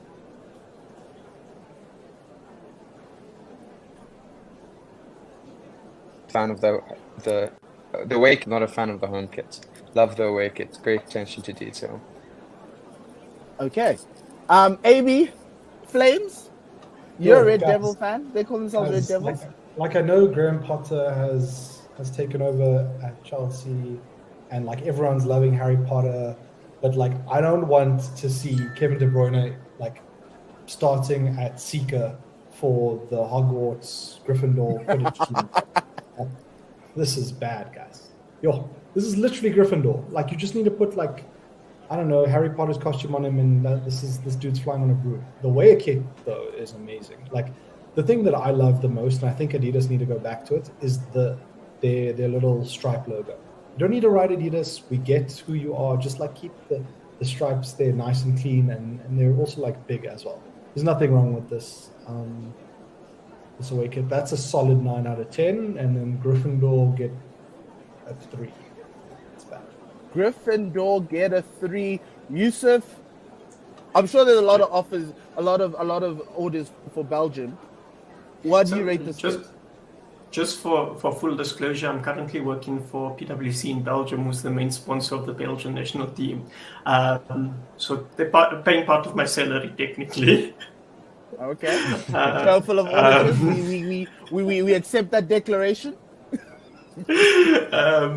No, I don't like the sleeves particularly on the home jersey. And if you take that away, then it becomes really, really plain. So I'm going to give it a 5. But that away jersey, wow, it's just so cool. I really, really like it. I think it's my favorite kit of this tournament, but I'm going to go with a 9 just because it's not their home kit and France was their home kit. The details on the sleeves, the detailed that Love logo in the back, and it looks really, really cool. Nice little, ode to the. I like the pink. I really, really do. Okay, England. Let's go to England. Is this the time? Is football coming home? And will they be wearing this kit when it does come home? AB, what do you say? So I don't think football's coming home because it'll be illegal for them to win 2 World Cups in the same year. I don't like their home kits. It's quite basic. I don't like Nike and their curved kits. I also don't like this blue. Like, I'm just not a fan with it. So I'm biased towards the English on this. So I'm gonna give them a 6, like a passing 6. And that away kit looks pretty nice. Their away kit looks like a cricket kit. There's nothing different between their like ODI cricket kits, like the shirts, obviously, to a football kit. So I don't get it. But they've done well in cricket, so let's give them a 7. But I don't know. I don't live in England. I don't know what the culture. Isn't it like a little Tiger Woods victory Sunday type of vibe? Maybe they should wear red at the World Cup final. Who knows? Look, it's nice to see Jack Grealish in an English kit because it'll probably be the last. Can't believe he took number 7. Yusuf, what do you make of these kits? What's your rating here? I really dislike the Spurs away kit, and this England home kit just gives me those vibes like it belongs like a surfing shirt or something like that. One of those rash vests, if you get that pattern on the shoulders, then it would look really cool. So 3 for me for the home kit. The away kit I really like. It's got that 90s vibe to it. I don't think it's really like a cricket shirt. For me, it's really cool. So I'll give it like a 7. A 7. And football is not football is not coming home. So okay, just to clear that up. Kent, are you gonna be going back to the UK buying one of these anytime soon? No, I like the away kit. I like the red. I think if they took the template of the away kit and added that to the home kit in white, just like the traditional white kits with that collar. Oh, like when they wore it in like 1990 or something like that. 98. Yes, that white. Yeah, I think Gascoigne has a shirt. Yes. There we go. Yes, 1990. Yes. Yeah, so I think that would be fire. I think, like Yusuf said, it does give me like Spurs vibes, which I'm obviously very not prone to. And the red is nice though. I'll give it also about a 7 and a 4. 7 for the away kit. So hopefully they're playing more in the away kit. Yeah, it's like the team in North London that actually is on top of the log. That's what they need to do. Red is best. But not the red in Manchester, because somehow even the chefs at Manchester United don't survive the shade. Yes, everyone thinks that this is Messi's last ride. Will he be looking good in this last ride? AB, is Messi going to win the World Cup in one of these kits? Yo. It's a tough draw, hey? We've all seen how he needs to go and all that, but I don't know. Argentina have a strong team. Brazil have a strong team. A few people have. But the kits, though, I think they've knocked it out the park with the home kits. Quite simple, again, with the strong Adidas logo. I like the black. Previously, they've used a lot of white, but I feel like the black makes everything stand out a little bit more. So I'm really chuffed with that. I'm going to give that even though it's worn by a snake over there, I'm going to give it an 8.5 out of 10. And the purple, like, if it wasn't for Messi, like, if they swapped the pictures around, like if Di Maria was in the purple and Messi was in the normal kit, I would say the purple is cool because Real Madrid had that purple kit, and this reminds me of that. And seeing Messi in a like pseudo Real Madrid purple kit gives me weird vibes. So on the picture, I'm gonna go with the 7. I can't see properly the fire down below, but I think this kit's gonna look nice. This purple one. Kent, does the purple kit, is that something you would wear?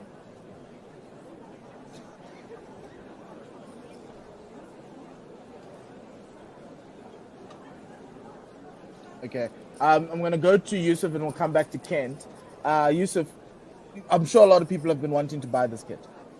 Yes, I'm wearing that purple kit on the date night. I really, really like it, even though it has that flame design at the bottom. I think they're going to reach the semis in that kit and not the final, because it's going to be this whole build-up of Messi. Messi's last World Cup.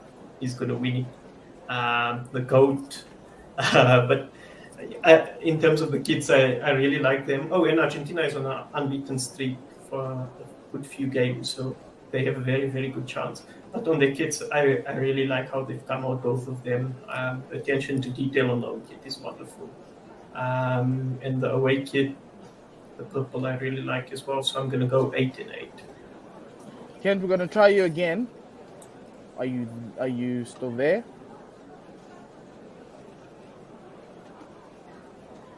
Okay, I think we're just going to send Kent backstage until he unfreezes himself, and then we'll get back in. Brazil, guys. Brazil, gents. This home kit looks like 2006. When Zizou decided to tear them to shreds. And then the away kit looks like I'm watching Avatar.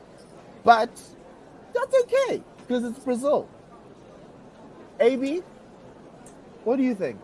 Bro, you can put them in that Qatar kit and they'll still dance. So, like, also, like, what more do you want from a Brazil home kit, right? Like, strong yellow, touches of green, and they've added a little bit of blue. Sometimes they don't add blue. I think it's perfect. But yeah, look, so I think solid 7.5 out of 10 for the home. But yeah, this Jaguar kit, I don't know. And like, you can see faces in the little leopard print, so I'm gonna go with the 6, just because it's Brazil. They don't really care. They don't, like, Casemiro's gonna put that on, he's gonna break someone's leg. Fred's gonna put that on, and he's gonna pass the ball out of bounds. Like, it is what it is, right? Pass the ball out of bounds. Yusuf, is this the most popular kit you have on your store? So this is the most popular kit, the home one, obviously. Very, very strong kit, as you can imagine. I don't know if you guys saw when you open the button, then there's like a little Brazilian flag in there, which is like a really cool detail. Yeah, if you Google a picture, you'll be able to see that. There's like a leopard print on the home jersey as well, like imprinted on the fabric, which I think is really, really cool. And then it links back to the Amazon heritage, and then that comes through on the sleeves of the away one, which I really like as well. And yeah, they're going to win this kit, so you better get yourself one. So what's your number? I thought you're not going to ask me the number. I'm going to go with the home jersey a 9, and then the away jersey 7. Okay. Kent, this Brazil kit, what do you think? I like it a lot. I like the home kit, really cool. traditional colors, nice and neat. The away kit is weird. The away kit does give underwater vibe, like Little Mermaid. I don't know what it is, or like a frog, like those poisonous dart frogs. Have you guys watched Wakanda Forever? If not, please do, and this kit will remind you. You'll see why I mean watch Wakanda Forever. But yeah, I don't want to do spoilers because it only came out last week. And so that's me. Underwater, I've always liked Blue Brazil kits, but this one, no. So that's a 6 for me. But that yellow kit, there's only one Brazil kit that's better than this. And that was the 2006 one. And the green and the blue, there was no blue on the 2006 one. It just had a darker shade of green, and that made it even better. So I'll give Brazil an 8 here because I really like this kit. The only better kit was that one where they got knocked out of the World Cup by Zidane. Like nothing mattered. Okay. Yes. Info on that. 2006 or 1998? 2006, 98. I'm a fan of 98. I just never liked that long little sleeve that they had. Like the stripes. That one massive block stripe. No, but like 2006 was clean, just like this one. And it was also a Chinese collar type of victory collar type of vibe.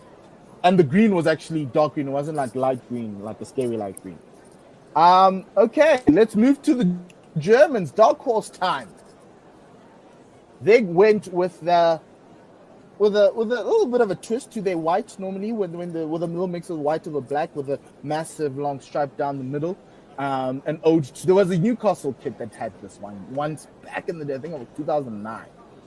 But this is Adidas with the gold, so that kind of works. And they've gone with the gold trimmings on their away kit with the red. I think this is the two best sets of kits at the World Cup.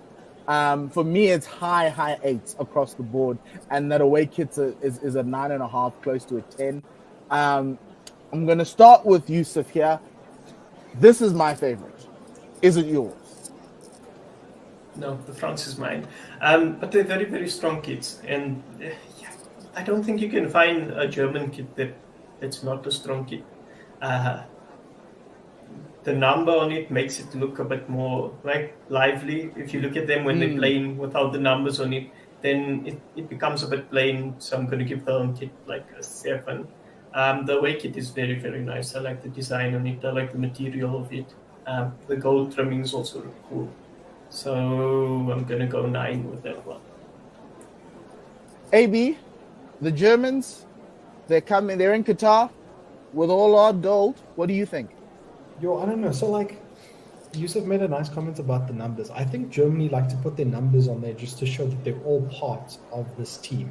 Because Germans don't have stars, right? Like, they've got stars, but they don't have, like, a Neymar or a Messi or Ronaldo who's going to hog the headlines. I mean, look who's in that second picture for goodness sake. It's like, Timo Werner is having a really good season for Leipzig.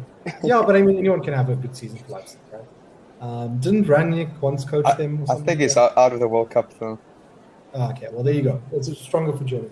But, like, I really like these kits. I would say, though, that I would want the red shirt on white pants and the white shirt on black pants, just because I like to see the world burn. That's just like to see the world burn. Yeah, Who just solid hurt you? all round. Solid eights Who all hurt round. you? Kent, surely you think this is the best set of kits at the World Cup? I think this is my favorite home kit. I think Adidas never let the Germans down, like Yusuf was saying.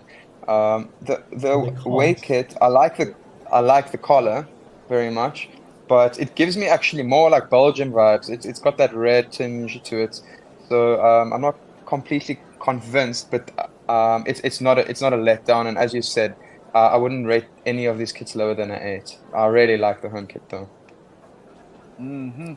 Okay, let's move on. Another dark horse, Netherlands. That's what is it? That home kit. Which is the home kit?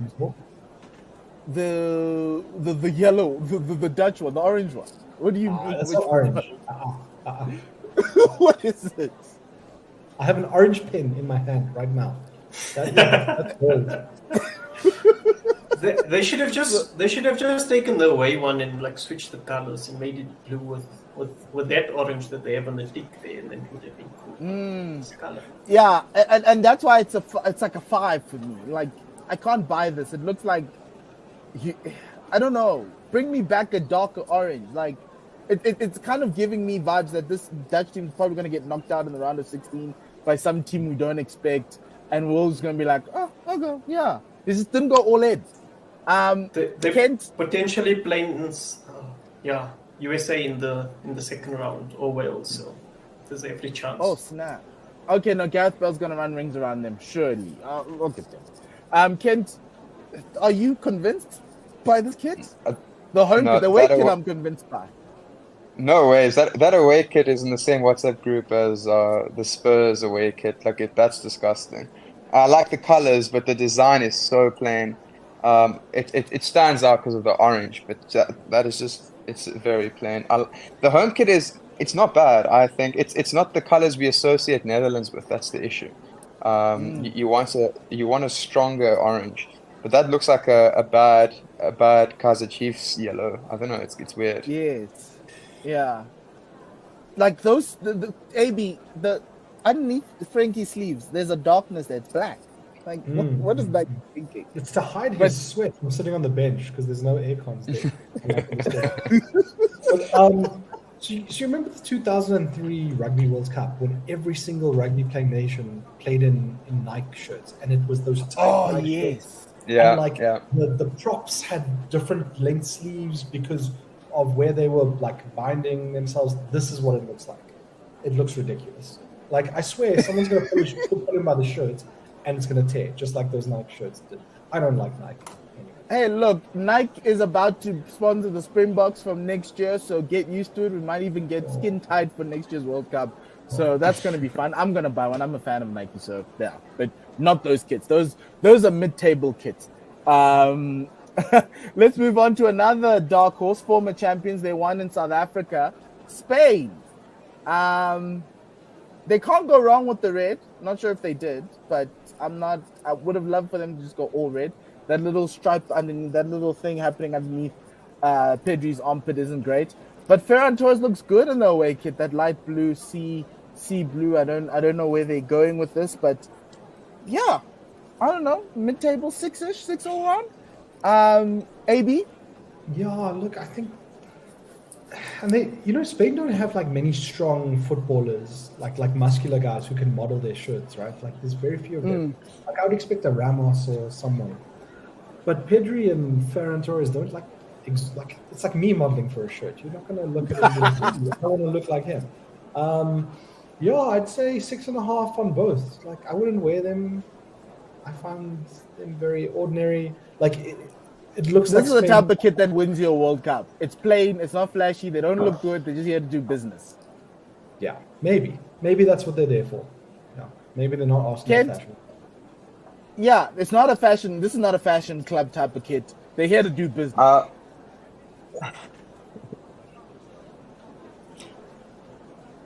Yes, Kent? Spanish flag on the shoulder is quite nice. Don't know if it really gels with the blue nicely, but it's a cool idea. That home kit is just it's very template. There's you can't, like you said, there's nothing bad. It's like a very kind of 6. I don't think they will get recognized. It's like you say. Yusuf, let's go to you. A lot of Spain fans in South Africa. Any large orders coming in? Nah, not really. Especially the one it looks terrible for me. I would give that one a 5. The away one, so what Adidas brief was on there was to get and they launched it, or they leaked the image with one famous gamer online somewhere in Europe. They tried to build that whole story around it, where the pattern comes from, etc. But I don't know, I'm not feeling it.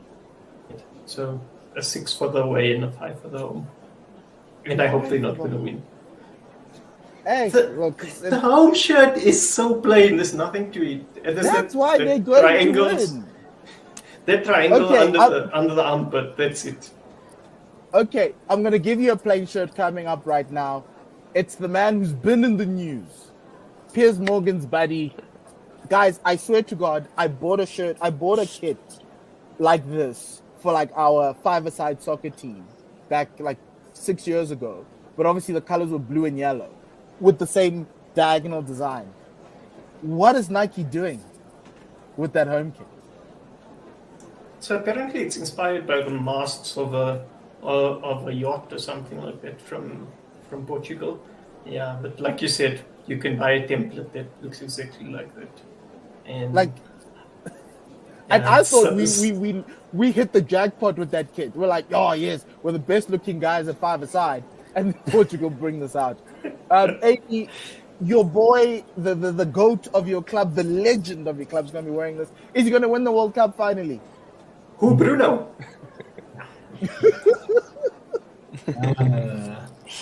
But you see, Paul, like these stripes and these triangles were there 20 years ago, so nothing's changed. You know, they didn't invest money in this kit. I'd buy this kit if I was Ronaldo, actually.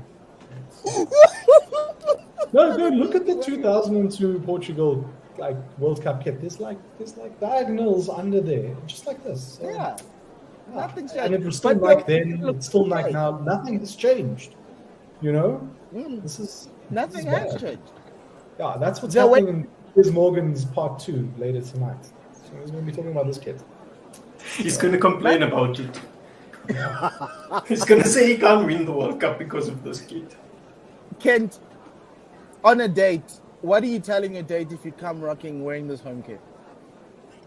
I'm telling her not to come if I come with that home kit, because that is horrific, man. Like I don't know what's going on there, and they went with the green pants, I guess, just to go with the bottom half of the shirt.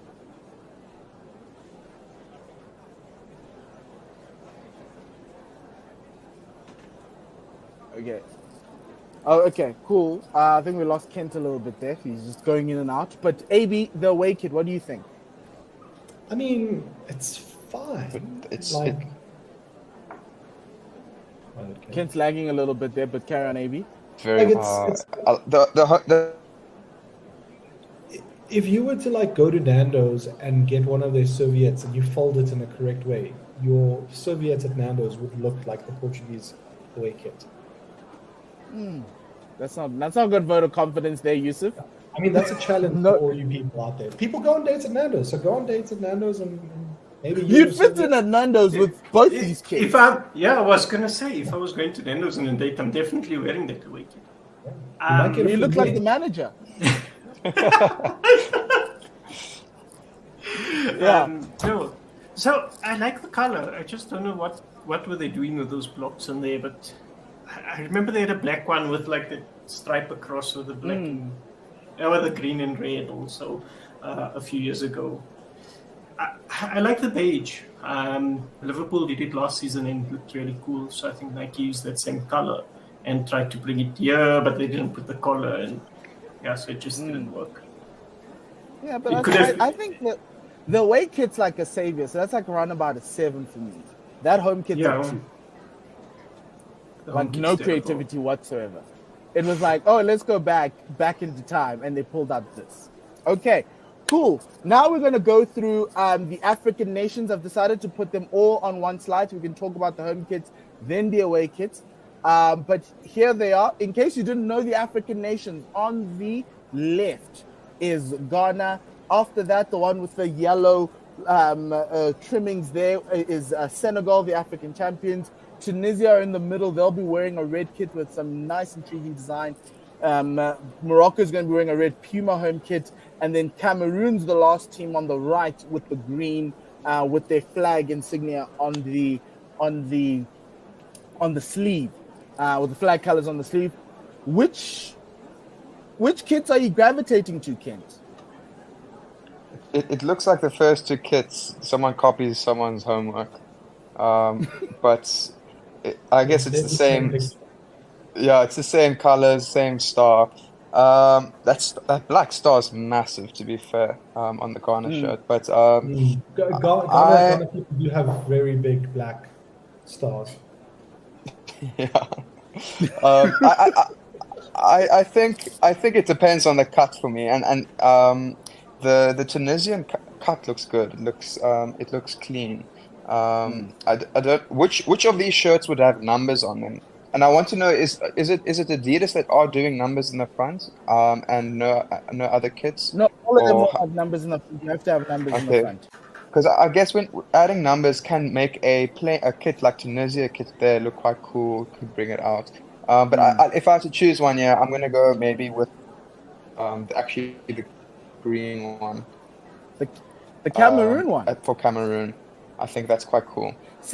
Samuel Eto'o Fadla I think it's different. South Africa still is staying there. Yeah.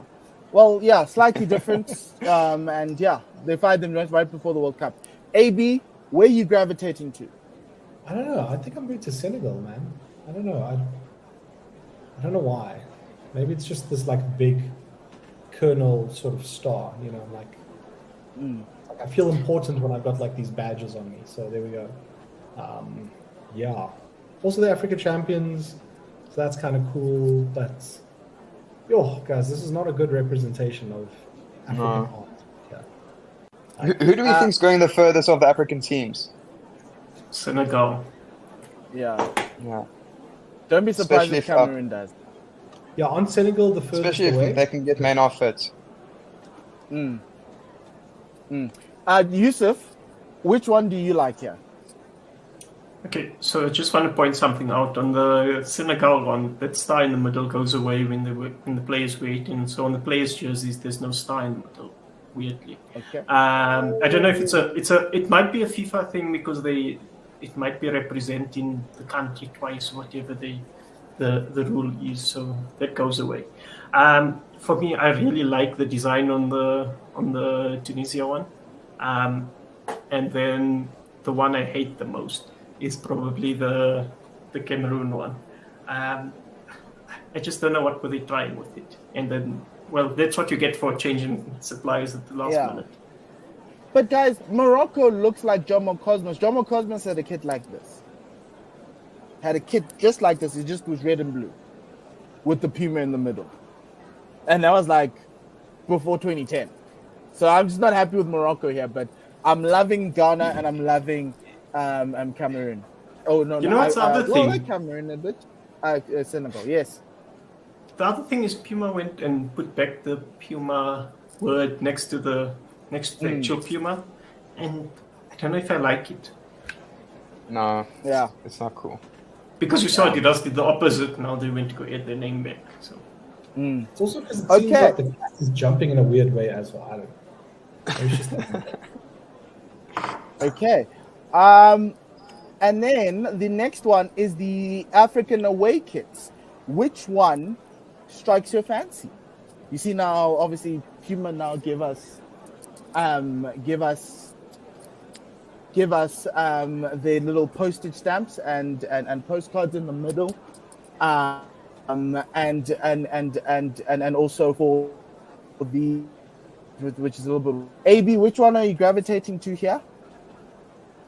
I know I'm going to sound weird, but like I quite like Tunisia. I think it's just plain because it's an away kit, right? So it's plain, it's white, and it's got a pattern. Everything else for me, I find very busy for an away kit. Like, yeah, that's just me. Yeah, I'll stick to it. So, I mean, Yusuf? I'm still. It's like they're all terrible, but yeah. Yusuf, what do you think? So, I like that Puma tried to express themselves more with the away kits. But it went horribly wrong.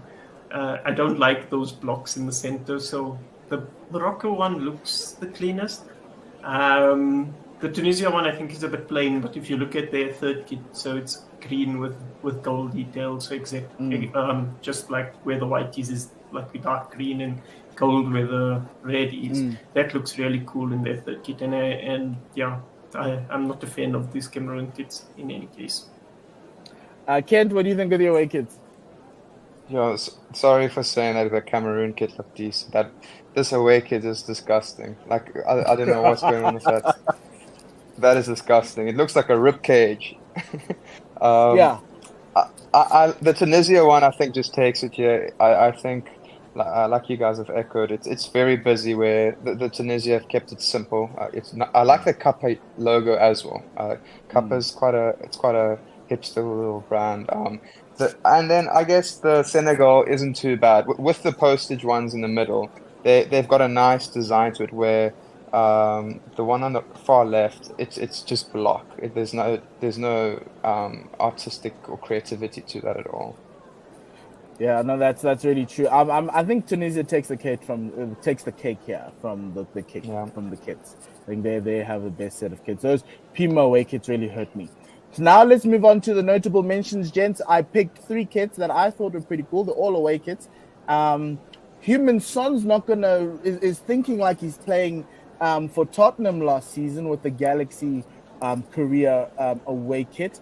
You've got that Mexico, I think it's a Mayan design away kit as well, which looks really, really nice. I like this American one, this whole Thunderbolt and Lightning dark cloudy day USA kit. Kent, what do you think? USA symbol, that logo is just so nice. It's a really powerful symbol. I think it looks really cool. It also shows off nicely on the blue. I think the Mexican one has so much attention to detail. It reminds me of that one Blitzbock Sevens jersey that had all the Proteas and Springboks on it. It's that kind of like very small attention to detail. And then the South Korean shirt isn't bad. There's a lot of colors, and you can go quite wrong with it. But I think they've used good colors. I like that pink on the blue. It stands out nicely. So yeah, all of these are good notable mentions. AB, you're shaking your head there. Nah, bro, nah. So Son is going painting. You know, that's a painting shirt. That's a shirt you wear when you paint your house. Okay. The USA, I don't know what's that USA shirt you wear to a trance festival or like a club. Because it probably goes in the dark, right? Like that's why I like it, AB. Of course, yeah. With white pants in kids' club, guys, I'm telling you. I need to go to London party with Ken. But I really love this. I believe it's Aztec. Is it not Aztec? Yes, Aztec. Aztec, sorry, not mine. Mayans are a different country, but it's fine. No, I'm in Wakanda forever right now. Yeah, sorry. South America is all the same. It's just too bad. But yeah, I really dig this Mexican kit. I think I would wear this on a date, and I'd go to a Mexican restaurant because there's a Mexican restaurant. Yes. Yusuf, are you going to a Mexican restaurant with this Mexico kit? I don't know if you guys remember in our WhatsApp group when it came out, I posted it and I told you guys I really, really like this kit. It's in so high demand that they're not available anywhere in the world at the moment. I read an article yesterday to say it's made in Mexico and they're not available anywhere. They also okay. It's like the Nigerian kit. Remember the Nigerian kit also popped off and then no one could get it. No one can ever top that. No one could get that. Yeah. So no, it's just a kit that you just know is hard to get when there's this, you can't find them anywhere on the sites. Well, Yusuf, if you can't find it, then we know it's hard to get. We have 3 left. Wow. Okay, so run two classic shirts to go get it. I like this Japan kit as a notable mention. I like the home and away. I couldn't decide which one I liked more. I actually think I like the away kit more with that whole sleeve, and maybe even if you put the number in the middle, looks okay. What do you guys think? I like the away kit with that 3D design. I think it's really cool. It's like a little origami situation going on in that kit as well. On both of them, actually. Yeah, both of those are two very nice kits. I like the white more. I like the collar, and the black stands out nicely. Very small detail on the shoulders, and they've got a nice logo badge. I think both, you can't go wrong with either of these. I don't know, like for me, if you just replace the badges with the Germany badges, I wouldn't be surprised. Yeah. Why would Germany wear blue? Okay, cool. No,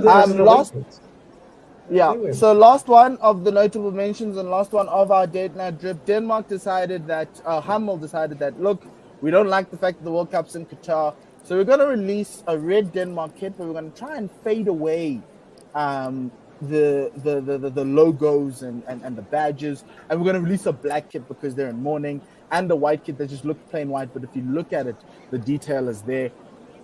I like this kit a lot. I think this might be top 5 sets of kit, or maybe even top 3. And you can hear the strength of my argument in my voice. Yusuf, what do you think of these ones? Yeah, I like all 3. I really like the red one. If you can see there's like dark detail, or light red, dark red detailing on it. And it's drawing inspiration from the 94 kit, I think it was.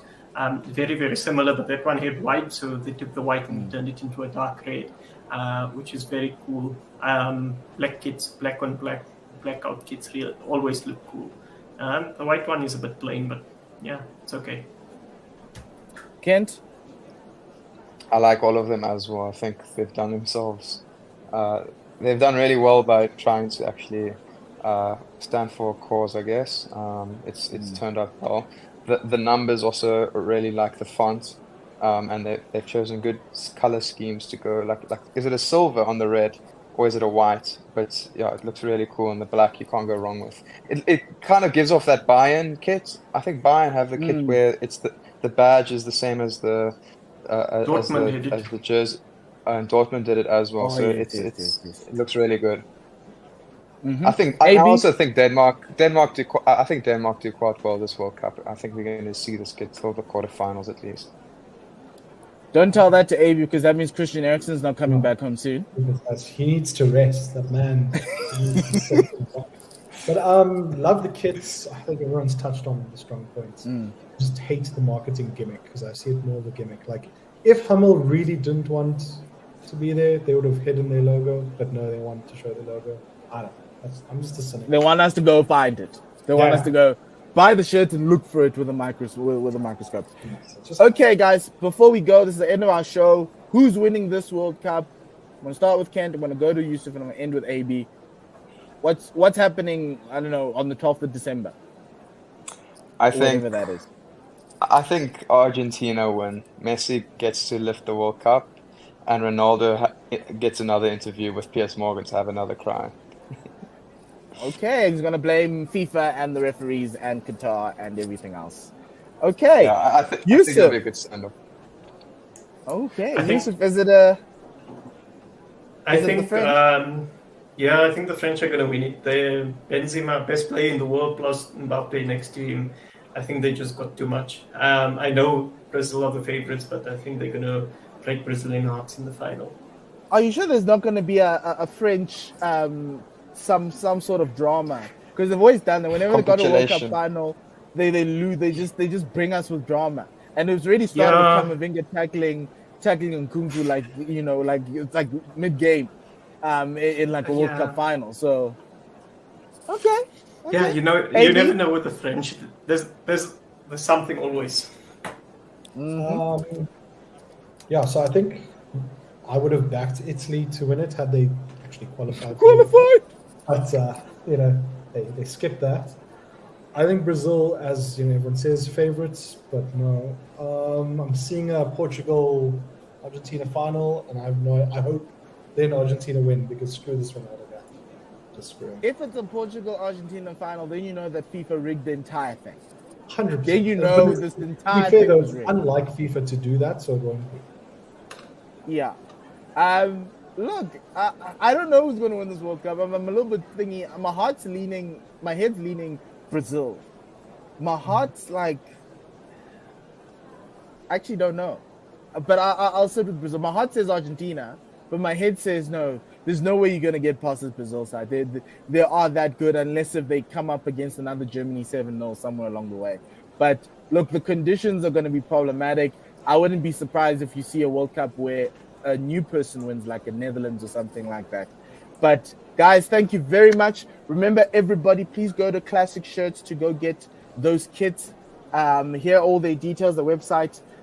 If not, just put in the comments, ask for Yusuf's number, we'll get it to you. Remember, cheap seats 99. That's the code. That's a discount code, 99 Rand off all the kits that you want to buy. Outside of that, gents, have a great time. We'll be back in 6 weeks or in the new year, because everyone's going to go on Christmas here in South Africa. And Arsenal will be on top of the log then still. So we're going to come back with another cheap seats after that. Enjoy the World Cup. Enjoy Boxing Day matches. Enjoy the New Year's matches. We'll see you on the other side of that. And yeah, goodbye, good night, and lesale kakahiso.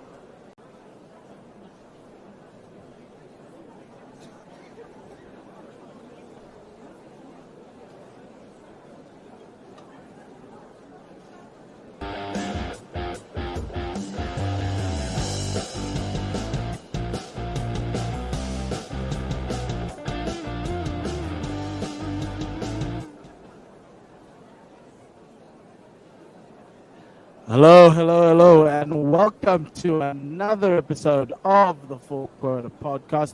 My name is Mpho Mutlani. This is your number one South African cricket podcast. We talk all things South African cricket. Firstly, let me say to you, Merry Christmas. Merry Christmas to you and your family. I hope you all had a lovely day. And in cricketing world, we have Boxing Day, which means that test matches begin. And so obviously the Proteas were out in Australia for the start of the second test, day one of the second test, which is slightly disappointing. But we'll talk about that.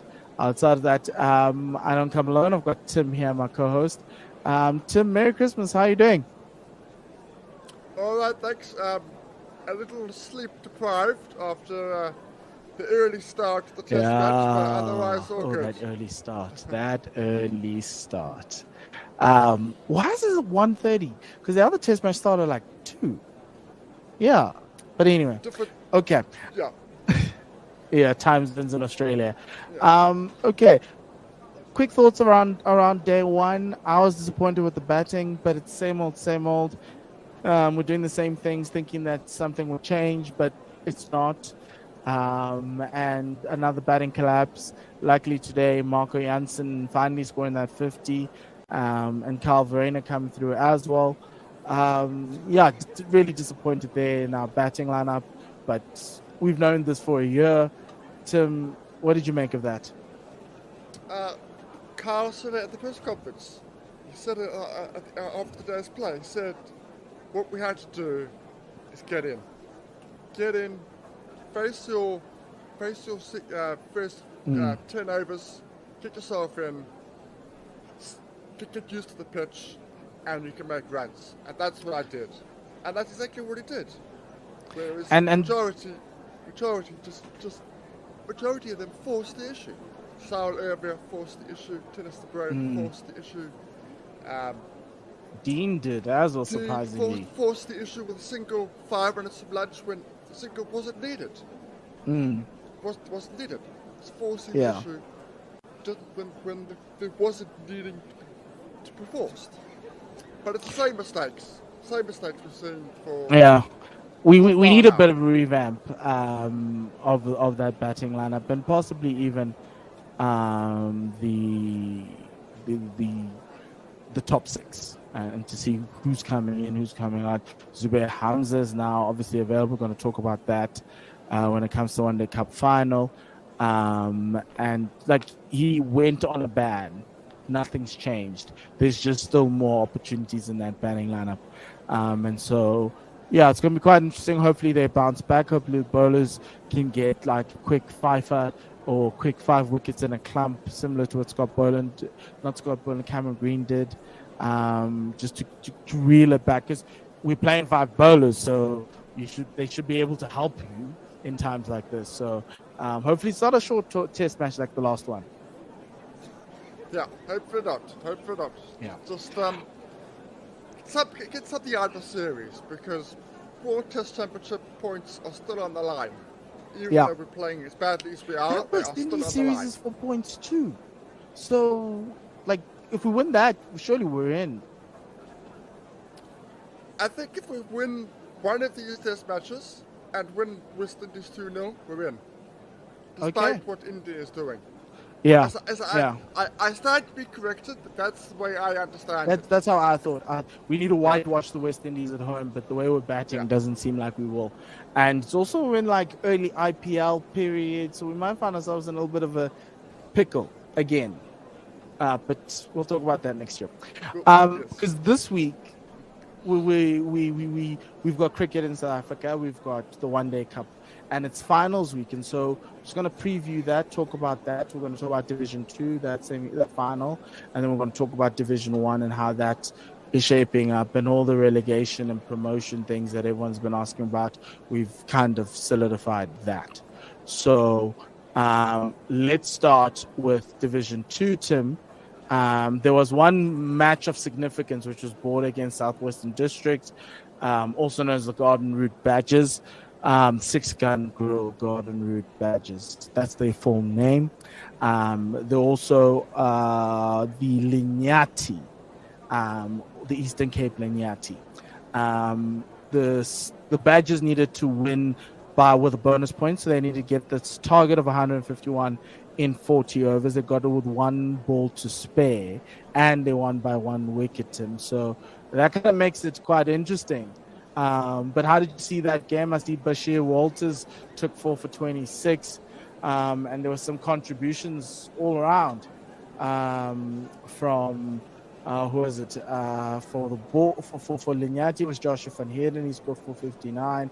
And then for the Badgers, it was Mark Adrianatos, 59 there, Matthew Christensen, 31, and obviously Bashir Walters scoring 15 in the end to get them home. But what did you see in this game? It was the end. It was the chase. That was where it went down to. When you had the Southwestern Districts, Siskangur, Badgers, whatever you want to call them, they were 100 for 2. They were 100 for 2, cruising to victory. The game was theirs. They were in the final, and then Thomas Caver came on and changed things. He's been great. I think he'll be playing Division 1 next year. He should be playing Division 1 this year. He should have been. But I think they're gonna realize the error of their ways, even if it's a year too late. So they got there, and they were 130 for 9, and they were in all sorts of trouble, and they scraped by. They scraped over with 1 ball to spare. You say 1 ball because if there's another ball was bowled, they would have been knocked out, and Eastern Cape Lanyati would have gone through to the final because of the bonus point. So the game had everything. Low scores often do, which is why I like low scores. It could have gone either way. But the experience of Southwestern Districts got through the line. I will say one last thing on SWD. They had 4 first team players out of this fixture. So they got there out 4 first team players. One of them was getting married. Currently on honeymoon as we speak. Okay, so he's missing out on the final.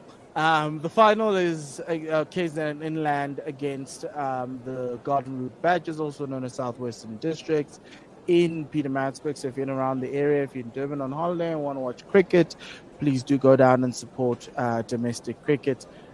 Is it a shoo-in for KZN Inland? They won 5. They lost 1 game. They were very good in this one-day cup this year. It's not a show-in, but if you want to make a bet, you want to go to Betway and you want to put a 50 rand on just for a bit of fun, I would be putting my money on the on KZN Inland. They are favourites for me. Yeah, they've just got the experience. They are the champions. They know how to win. They know how to get the team over the line. If you look at the performances, no outstanding performances, but just consistent. Just everybody chipping in, which is a huge credit to the team. That everybody. They don't have a player who scored more than 200 runs, and they've got guys with 180, 140. Got like everyone. The Erlangson around like 180 runs. Mohakane is at 144. There's another one. Tian Kukumur. He's on 189, the leading run scorer. But it's the bowling, Stefan Tate, taking 10 wickets. You've also got Keith Dudgeon in there. He's taken 8 wickets. You've also got Malcolm Norfolk, 9 wickets. Carl Nipper, 9 wickets. So this is a team that whose bowling attack is the one that's been leading them to victory, which is good. And I think to a certain extent that is where you kind of make your money in domestic cricket, is if you have a bowling attack that's good enough, they can help you win a lot of games, even though your batters aren't that great. And so that's essentially what it is. But let's look at the promotion table just to see what it looks like at the end. So the one caveat I want to say with this table is that obviously the one-day cup from position 3 to 7 that's solidified. So the Lignati will come out with 7 points. Northern Cape Heat comes out with 5. So looking at this, your points based on your promotion are based on where you finish in each of the tournaments. So if you finish first, you get 15. Second, you get 10 points. Third, you get 7. Fourth, you get 5. Fifth, you get 3 points. Sixth is 1, and seventh is 0. So the only one that's outstanding in the one-day cup column is that final. So if the Tuskers lose that final, they will get 10 points, and Southwestern Districts gets 15, which means in total, Tuskers will go down to 39, SWG goes to 35. And then it just makes the promotion in total, because then you'll have the 4-day cup left, 4-day series left. So essentially what it looks like right now, based on what it currently is, the table for 1-day cup, and the current table for the 4-day series, the Northern Cape Heat get promoted by 1 point. That's how close it is. If, and big if the Tuskers finish second in the 1-day cup, and then the 4-day series, right? They're currently sitting in third. They've got 7 points. If they get 10 points, they get promoted. That is how tight it is. And that is why Northern Cape Heat, not necessarily having a great tournament in the 1-day cup, has now opened the door for the Tuskers to come in and take it all away. And we've got about 4 matches left in the 4-day series in February, and it's going to go down to the wire.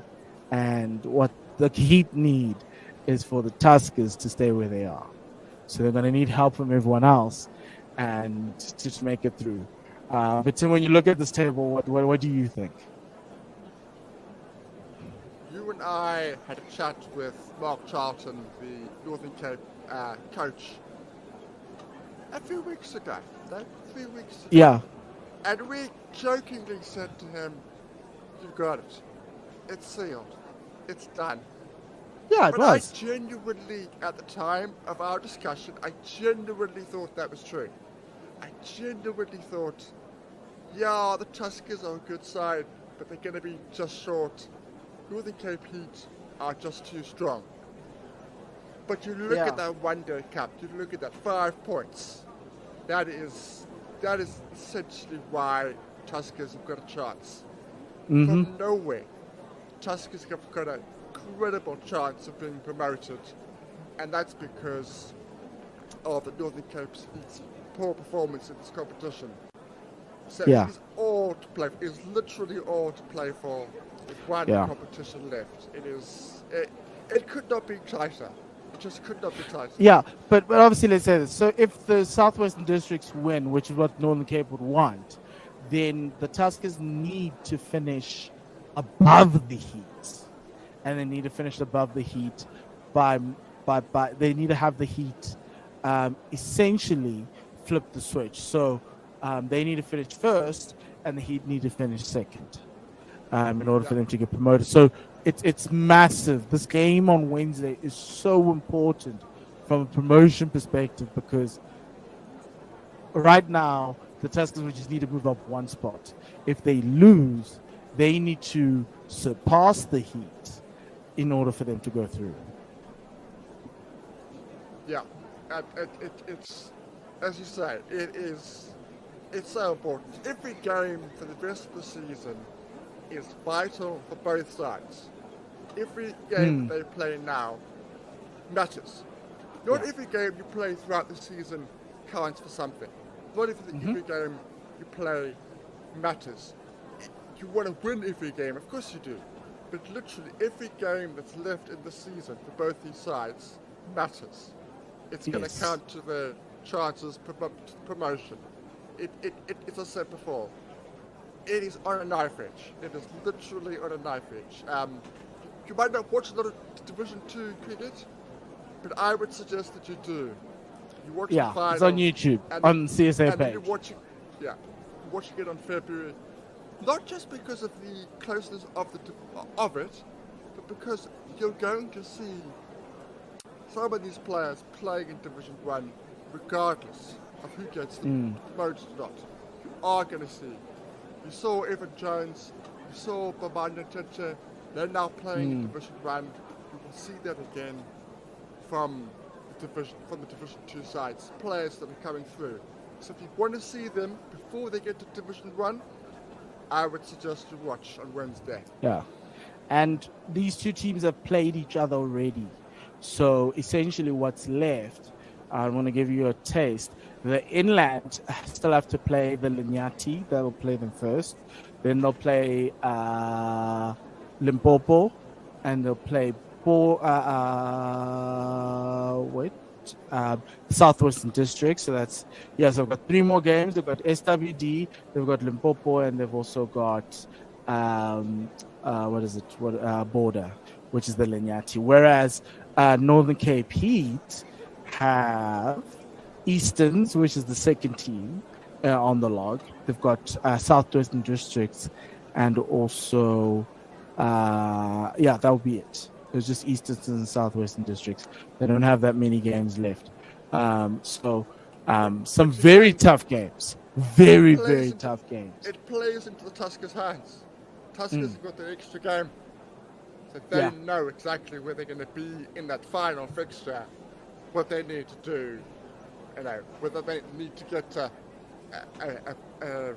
sort of declaration, what they need to do, whether they need to win, draw, whatever.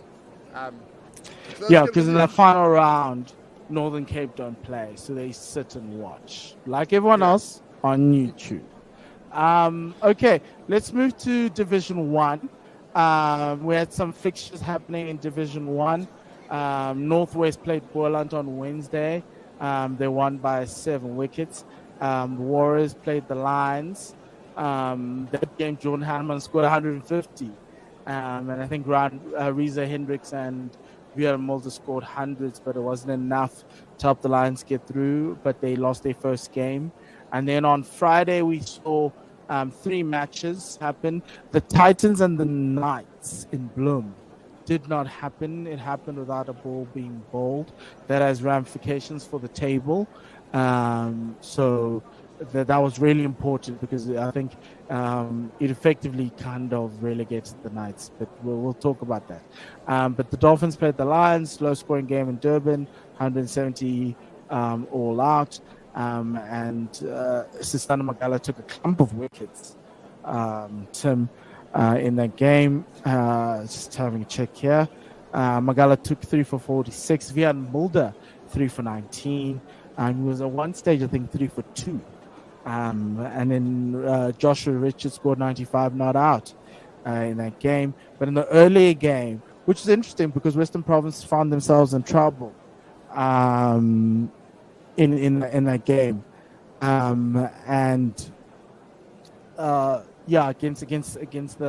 Against the Rocks, because they batted first, and it looked like it was going to be low scoring. I didn't think they'd get to 246, but Mihlali Mpongwana coming through with a 96. He's a really young up-and-coming all-rounder. And then George Linder, 3 for 23. Tim, you must have been happy with that one. Yeah, I was, but I've also got a sort of soft spot for Boland, because Province have always been stealing their players throughout the year.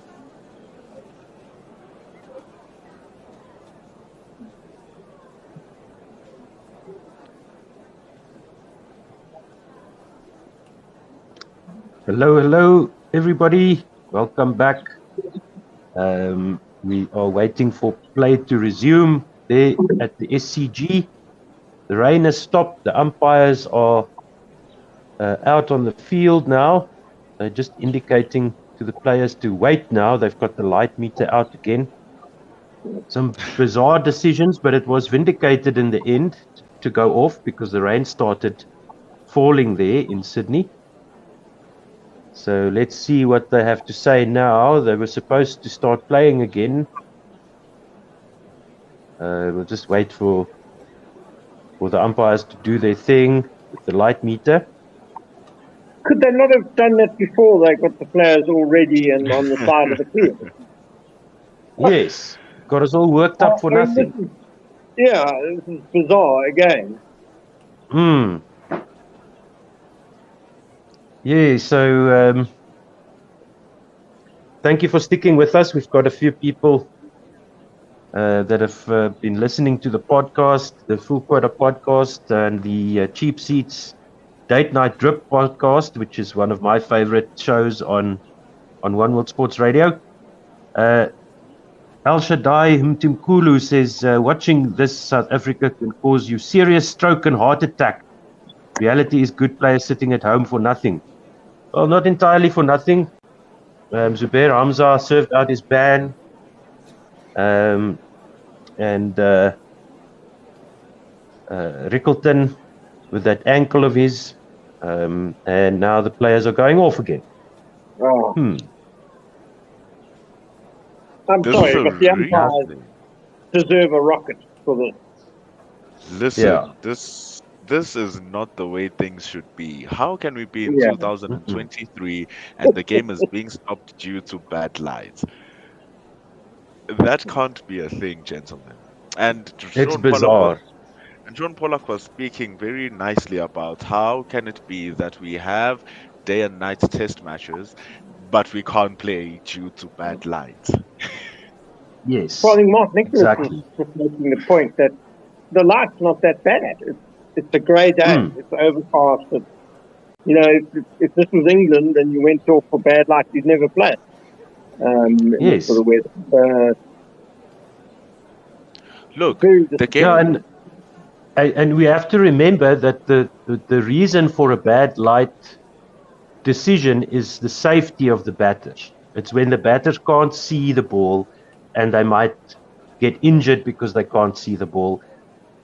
But yeah, as you said, everybody at the ground is of the opinion that the light is really not that bad. The mere fact that the batters were padded up and they were ready to go in even shows that they too think, hey man, let's get ready, let's get going. No, it's bizarre. Yeah, and I think I can understand. Yeah, sorry, Ken. Go ahead. It's just the umpires seem to be judging everything by a number on a light meter. That's now they're totally beholden to that. Whereas you need to have some feel. You need to have, the umpires are meant to judge with their own eyes, I think. Whether it's safe to continue or not. Yeah, 100% agreed. And we're sitting here at home and we're relying on people at the ground to give us information. But everybody, I've been listening to the highlights and people talking, the commentators, watching on Crick Info. Everybody seems to think that this is totally unnecessary.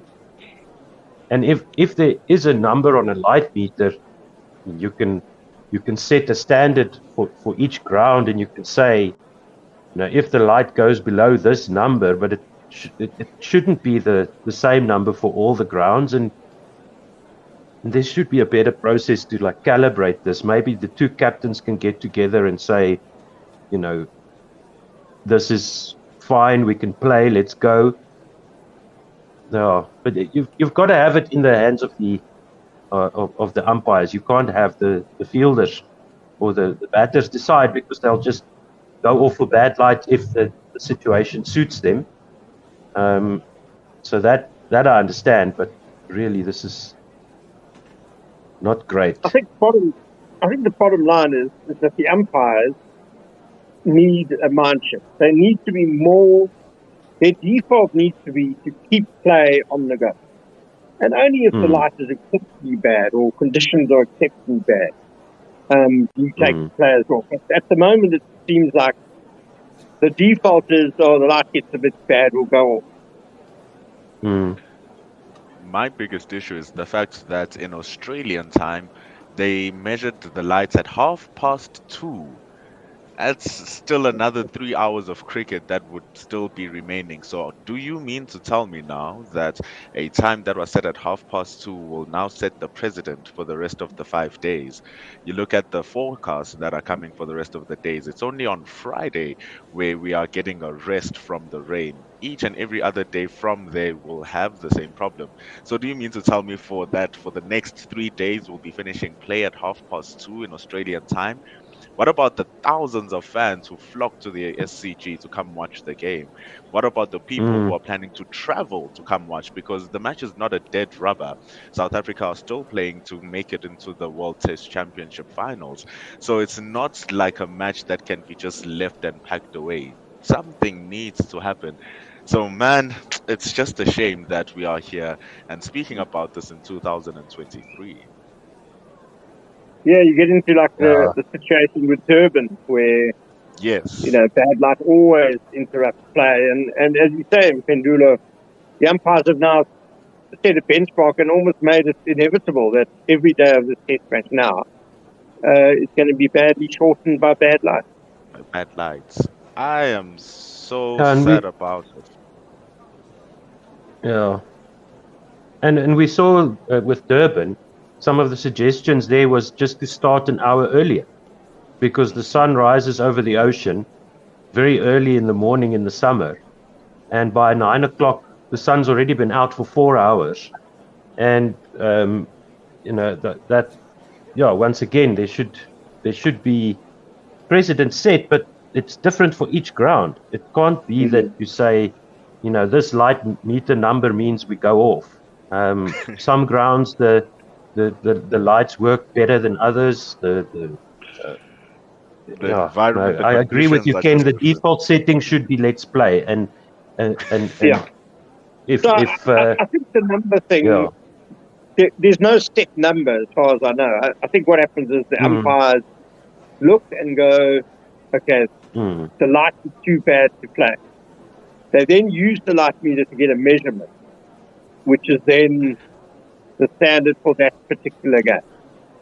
And just on Durban, coming from those parts, the starting early thing, the only problem with that is that a 9:30 a.m. start in Durban, the conditions would be very, very pro the bowlers.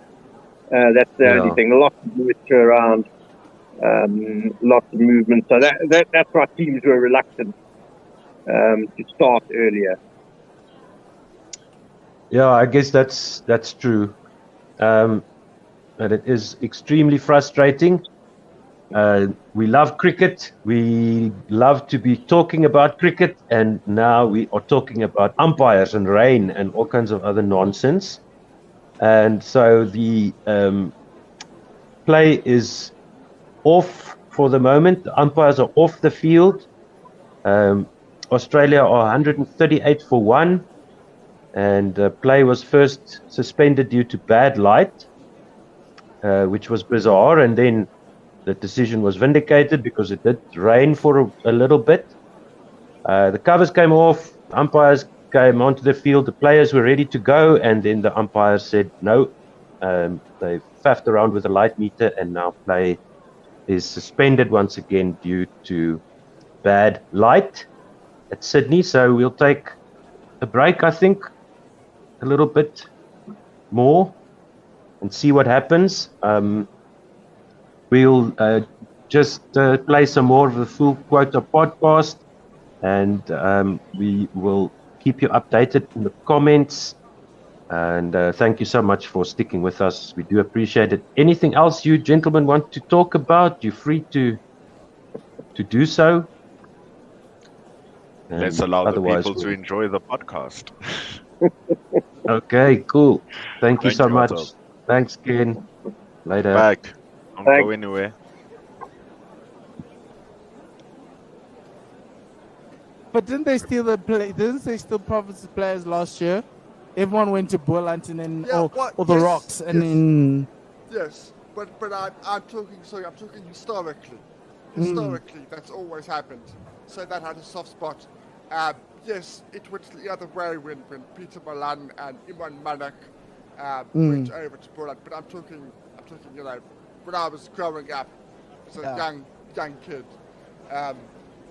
So that it's always had a sort of affinity to Boland. I've always wanted them to do well, if not be province. I want them to do well. They must be thinking how do they lose that game. Honestly. Yes. And it was a semi-final. 120 for 6 they got province. And they've got Mokuana in and George Linda. Province should not have got 200. Province should not have got 200. I thought they weren't going to get there. And then... They just let it slip. Let it slip. Boland at the moment... They are a fast bowler short from me at the moment, and their death bowling isn't the greatest. I love bombarding Chicha, but asking him to bowl the death overs for me was a bit too much. In this format, it's not the right plan. I love the fact that you give the guy responsibility, but that needs to go to somebody like Hardus. And somebody else with a bit more experience.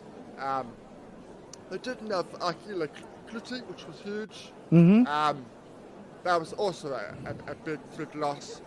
But you have to give it to Province. Province throughout the season find themselves in that sort of position, and they refuse to give up. And where their batting has failed them last season, it's got them out of trouble this season. We've had runs from Eddie Moore, we've had runs from John O'Bird, we've had runs from George Linda, we've had runs from Mokuana. All Tony. Guys there pitching in. Tony, of course, at the top of the order, being the master. They ticked all the boxes, Province. They said, you know what, we're the big boys. We haven't had a trophy for far too long now. We want a trophy. And they've now got a chance. I think with that bowling attack, they've got a genuine chance of beating your lads up north. I still have you slight favourites, but we've got a genuine chance of beating you. Autumn, genuine chance. Okay. Let's look at the One Day Cup table to close out the season. The Lions having won 6, lost 1 match, and that match they lost wasn't to Western Province. It was to the Warriors. Finishing with 27 points. The Western Province second with 23 points. The Dragons 17 points. The Rocks 14. Titans on 14. That no result game for the Knights. Had the Knights won, they could have leapfrogged the Titans, and that would have given them another 2 more points in this tournament, and that would have been so crucial towards promotion relegation. They just wanted to play the game, and it just never happened. Then the Warriors and the Dolphins taking the wooden spoon there.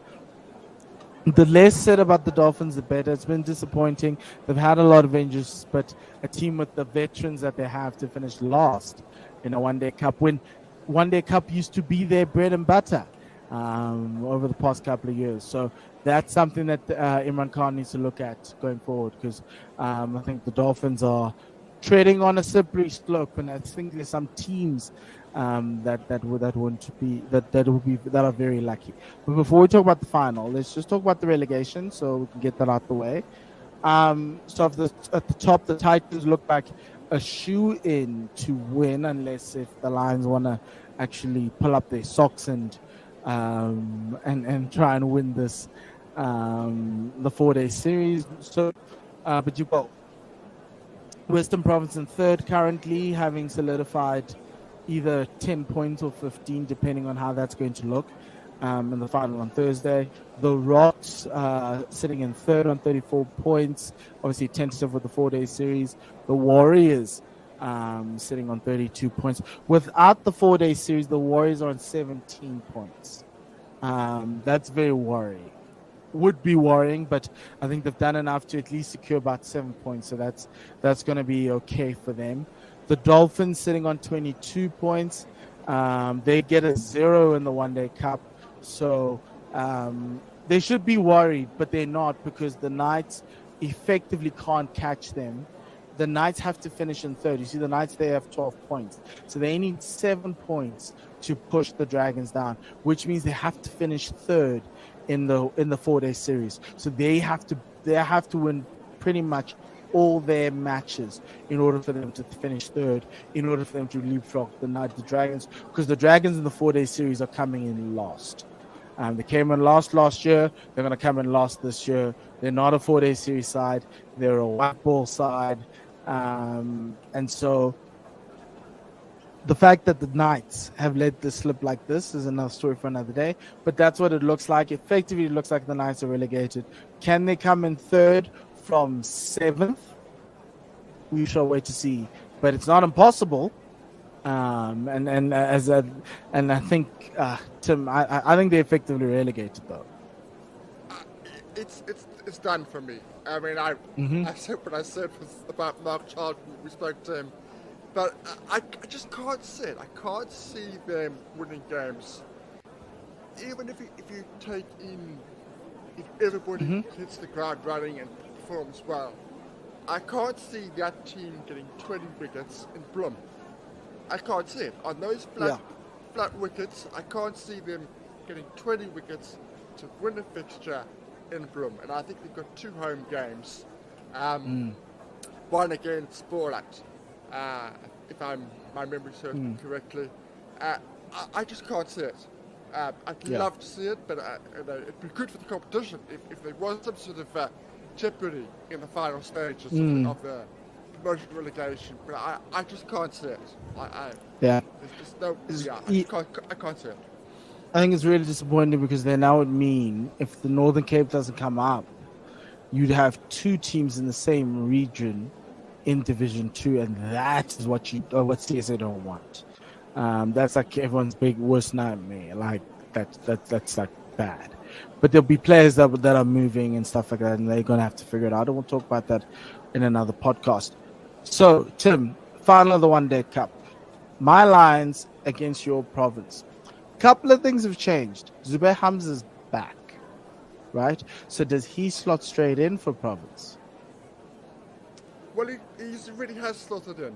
He played in the last game, which I find a little bit surprising.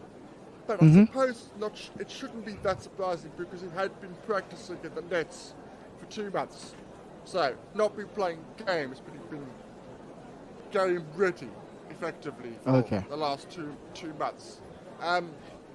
Does he change it? Because obviously in the last game, Province we played at Newlands, and it was a low-scoring game. The Lions bowlers had Province in 6s and 7s. Sipamla did well. Magala was really good. Does he change that the game much? No. In my opinion, no. In my opinion, I'd rather just let the guy play.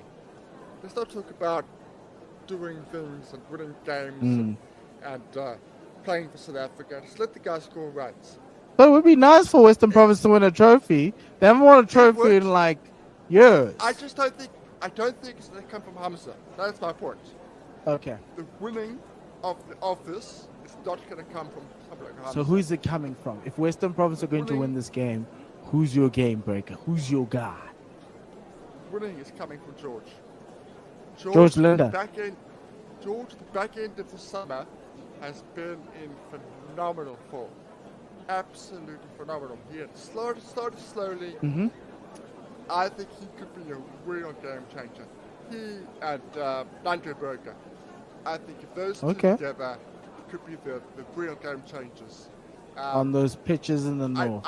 I know people are going to be talking about Tony and stuff. Tony's failed his last 2 games. Everybody fails. Okay. His purple patch was always going to come to an end. Province to win games is going to come from their bowlers, not from their batters, in my opinion. Yeah, so it's Andre and George versus Mitchell van Buren versus Reza versus Ryan versus Dom, because Dom's now finding a spot at number 4. Look, I think for me, and I look at this Lions side, I'm like, we've been to a final before earlier this year. They beat the the Titans, who were really good and were good for the majority of that tournament in Pretoria. They know how to do finals. The question obviously is Western Province with a bat. Can they match the firepower of this Lions side with the bat? Obviously against a very strong Lions bowling attack. You also got Vian Mulder, who can bat and bowl. You've got Sanda. You've got Bjorn, who was the match winner in that final last year. Oh, it's not last year. We're still in 2022 this year. And so I think for me, it's going to be it's up to Western Province to essentially make the play. But if you have the Lions 90 for 4 or 90 for 5, you have a game on our hands. But I do see that it's about I think it's going to be a 300 type wicket at the Wanderers on Thursday. We haven't had rain. We had rain overnight, but we haven't had rain. It's been very dry. We did have rain over the past 2 weeks, so the pitch could be quite. It could have some moisture, but it will be bouncy. It'll be I think it'll be a nice 50 over wicket, being prepared by Evan Flint. So we've got. I think it's going to be an exciting game, and Tony needs to have one more game, one more purple patch. But looking at the One Day Cup numbers, right? Top run scorer is Ryan Rickleton, 377 runs at an average of 62. Tristan Stubbs, that was surprising, but he played well. 361 and an average of 60. Aidan Markham, 341 runs at an average of 68. Surprise, surprise. Diego Rosier, 305 at an average of 43. But here's the next two. Lesego Senokwane has scored 2 more runs than Jordan Herman. But everyone's talking so much about Jordan Herman, right? 299 runs, plays 297. Jordan has a higher average with the not out, 49.5, but Lesego's average is 42.71. They pipped out Riza, they pipped out Tony, they pipped out Yanaman, they pipped out Mitch van Buren. I think those two, should be a look into that side, into that that ODI side, especially if you're looking for a black batter. Lesego Senokwane has had a great season. I've enjoyed him. I must admit, I've enjoyed him, and he's also of the right sort of age. You know, South African sport is going well. Once you reach 30, then you somehow got to retire for some reason. He's 25, so he's still got years in him to mature as a batsman, to hit his prime. But you're right, he has looked good. He has looked good in a side that is predominantly all-rounder obsessed. Yes, and he got his runs at the top. Yeah, out-and-out batsman, and he's got his, as you said, got his runs at the top. And to outshine those guys that you mentioned, you know, that's good going. You know, that's good going. Yeah. It's insane. Like, I was looking at that, I'm going, yeah, we should be talking more about Lesego Senokwane. On the other side, the bowlers, Sisana Magala is the top wicket taker at 17 wickets. Akona Mnyaka of the Warriors at 15. George Linda, who's going to be quite key for Western Province in the finals, of 14. Ziad Abrams of the Warriors at 14. Hardestville Hune, 13 wickets. Tsepo Moreki at 12. Andrea Petluka also got 12 wickets with their Swanepoel. Melissa Spoto with 10. It's quite interesting to see that, but it's largely the same old names. It's just an interesting thing with Tsepo Moreki, Akona Mnyaka on the top wicket taker. Just surprising the Warriors finished so low with the amount of guys in the top wicket taking charts. It's just weird, but their batting has just really struggled this season. I was just gonna, you took the words out of my mouth. Take Jordan Herman's runs out of the equation, they're nowhere. They're nowhere in the competition. They're bottom, you know. He's been sensational, but everybody else hasn't really come to the fore.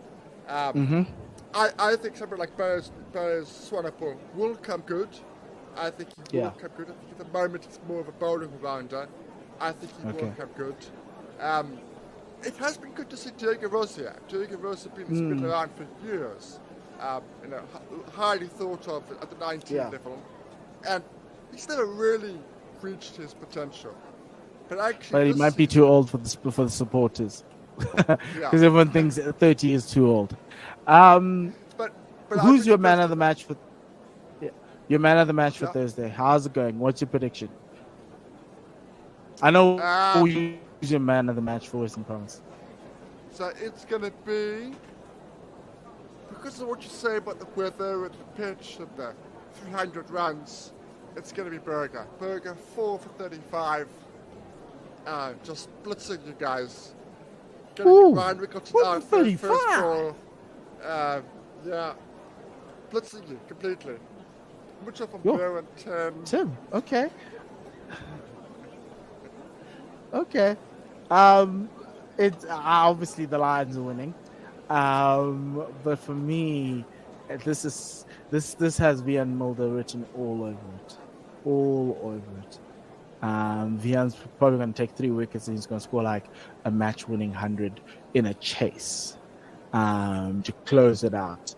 And then he's going to drop the mic like Bjorn Fortuin did last year, because that's what we do. That's what happens in the North and the Highveld. But I wouldn't put it past Western Province beating them. I'm really actually anxious. But the final, everyone's available to come to the final. Please make your way to the DP World Wanderers Stadium. It is going to be insane. They're going to have artists, they're going to have acts. There's going to be so much happening. Come support your men in yellow. And I know there's some Cape Townians up here. Please go support Western Province, all you Stormers fans. Please come and support. I think this is the highlight of South African cricket summer, the domestic summer. And it's 2 teams, the North-South derby. It's 2 teams who played against each other so many times. And there's so much cricket history here. And I think Western Province will be winning their first title in like 10 years or something. So it's massive. It's really, really massive for them. But Tim, all the best. We've shared a trophy before that. Yes. We did share, but yes. But sharing is like kissing a sister. Yeah, exactly. Out and out Nobody. Trophy. It's been a long time. Let's put it that way. It's been a long time. Yeah. Yeah. Okay. Outside of that, thank you very much, everyone, for watching. Please remember to subscribe to our YouTube channel. Follow us on Twitter. Follow us on YouTube and Facebook and all the places. Also, we have an audio version that'll be out as well for those who like to listen to the audio version. Thank you very much for all the support, all the lovely comments in the last episode. That episode's still valid, so please do watch the essay and review and let us know what you think. And yeah, till next week, or till when we do a review episode of what the Proteas did in Australia, it's goodbye, good night, and Lesale Gagasu.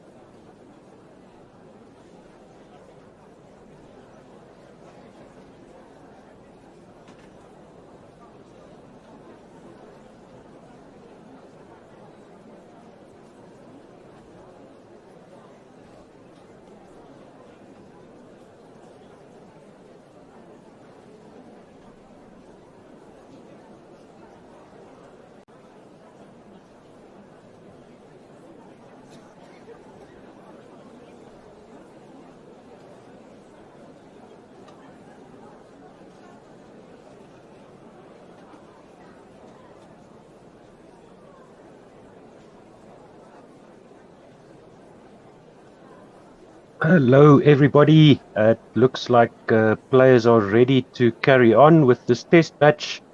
As Australia are 138 for 1 in the 44th over. Is about to start, and just want to let my fellow commentators know that everything is ready to go. Thank you so much for sticking with us. We do appreciate your support as always. And Usman Khawaja is there on 51 of 119. With him, Marnus Labuschagne, lucky to still be there. He was caught by Simon Hart. The umpires dismissed the catch.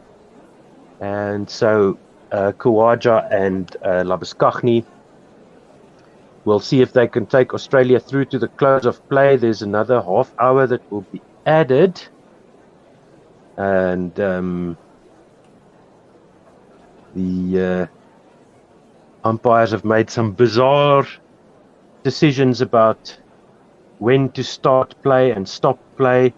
It is cloudy there in at the SCG in Sydney. Jansen is going to carry on bowling.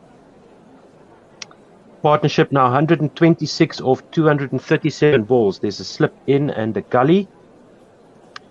Point, cover, mid off, mid on, mid wicket close, and quite a square fine leg. And this one is left alone by Labuschagne outside off stump, and there's no run. So we'll see who is up to join me here on commentary. In the meantime, I'll keep you company as far as I can, and we'll see who else is going to become available. Remember, you can support us, patreon.com/OneWorldSR. If you want to advertise on our station, you can do so.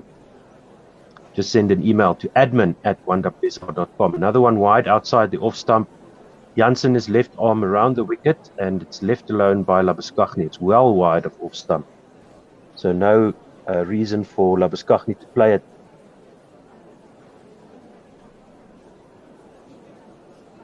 You can comment on our YouTube and Facebook feeds. That comes straight into our studio, and you can tweet us as well at OneWorldSR or at Gorilla SA, GUERILLASA. Jansen in again, round the wicket, left alone. Third ball of the 44th over is done. And for the audio-only stream, you can go to www.1WSR.com. You can listen to us wherever you go on your smartphone, and we'll keep you up to date with the cricket scores and what's happening. Two slips in now for Jansen. The mid wicket has gone away, so it's two slips in a gully. Point, cover, mid off, mid on, both quite wide. Backward square leg or fine leg on the boundary, defended this time on the off stump line by Labuschagne for no run. 2 balls to go in the 44th over. Got well in behind that one. Labuschagne had to play at that.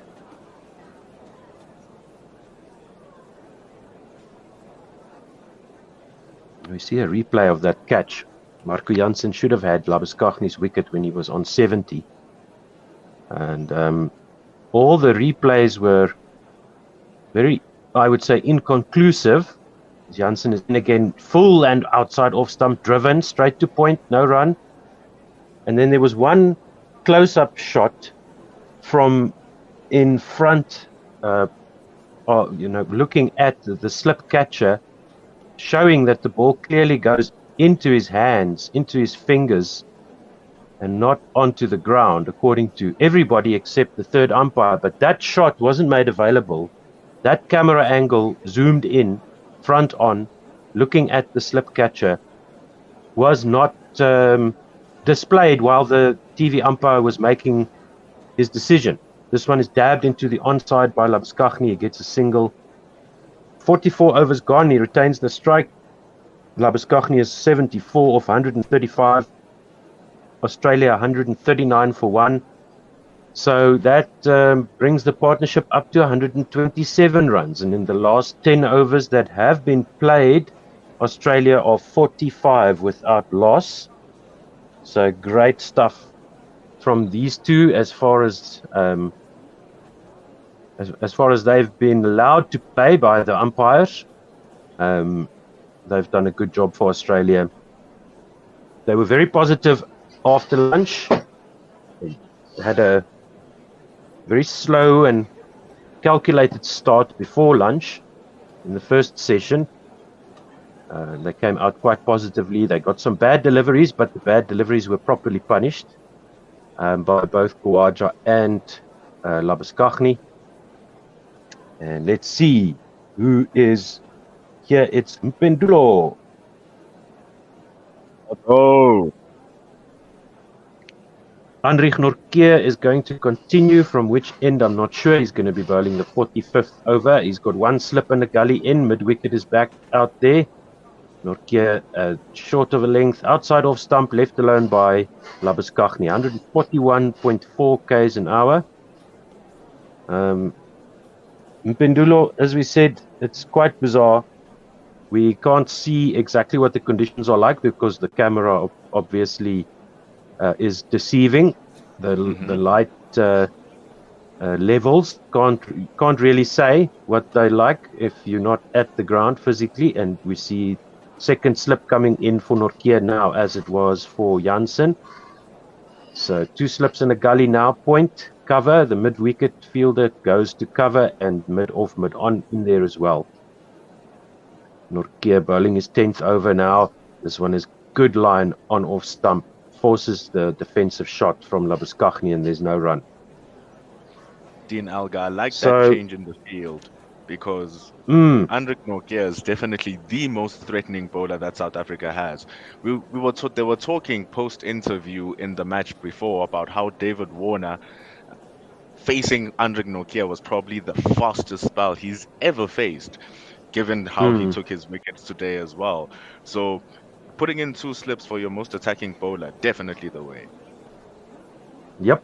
As Nortje goes to Labuschagne, outside off stump, left alone. Yeah, so this light thing was quite bizarre.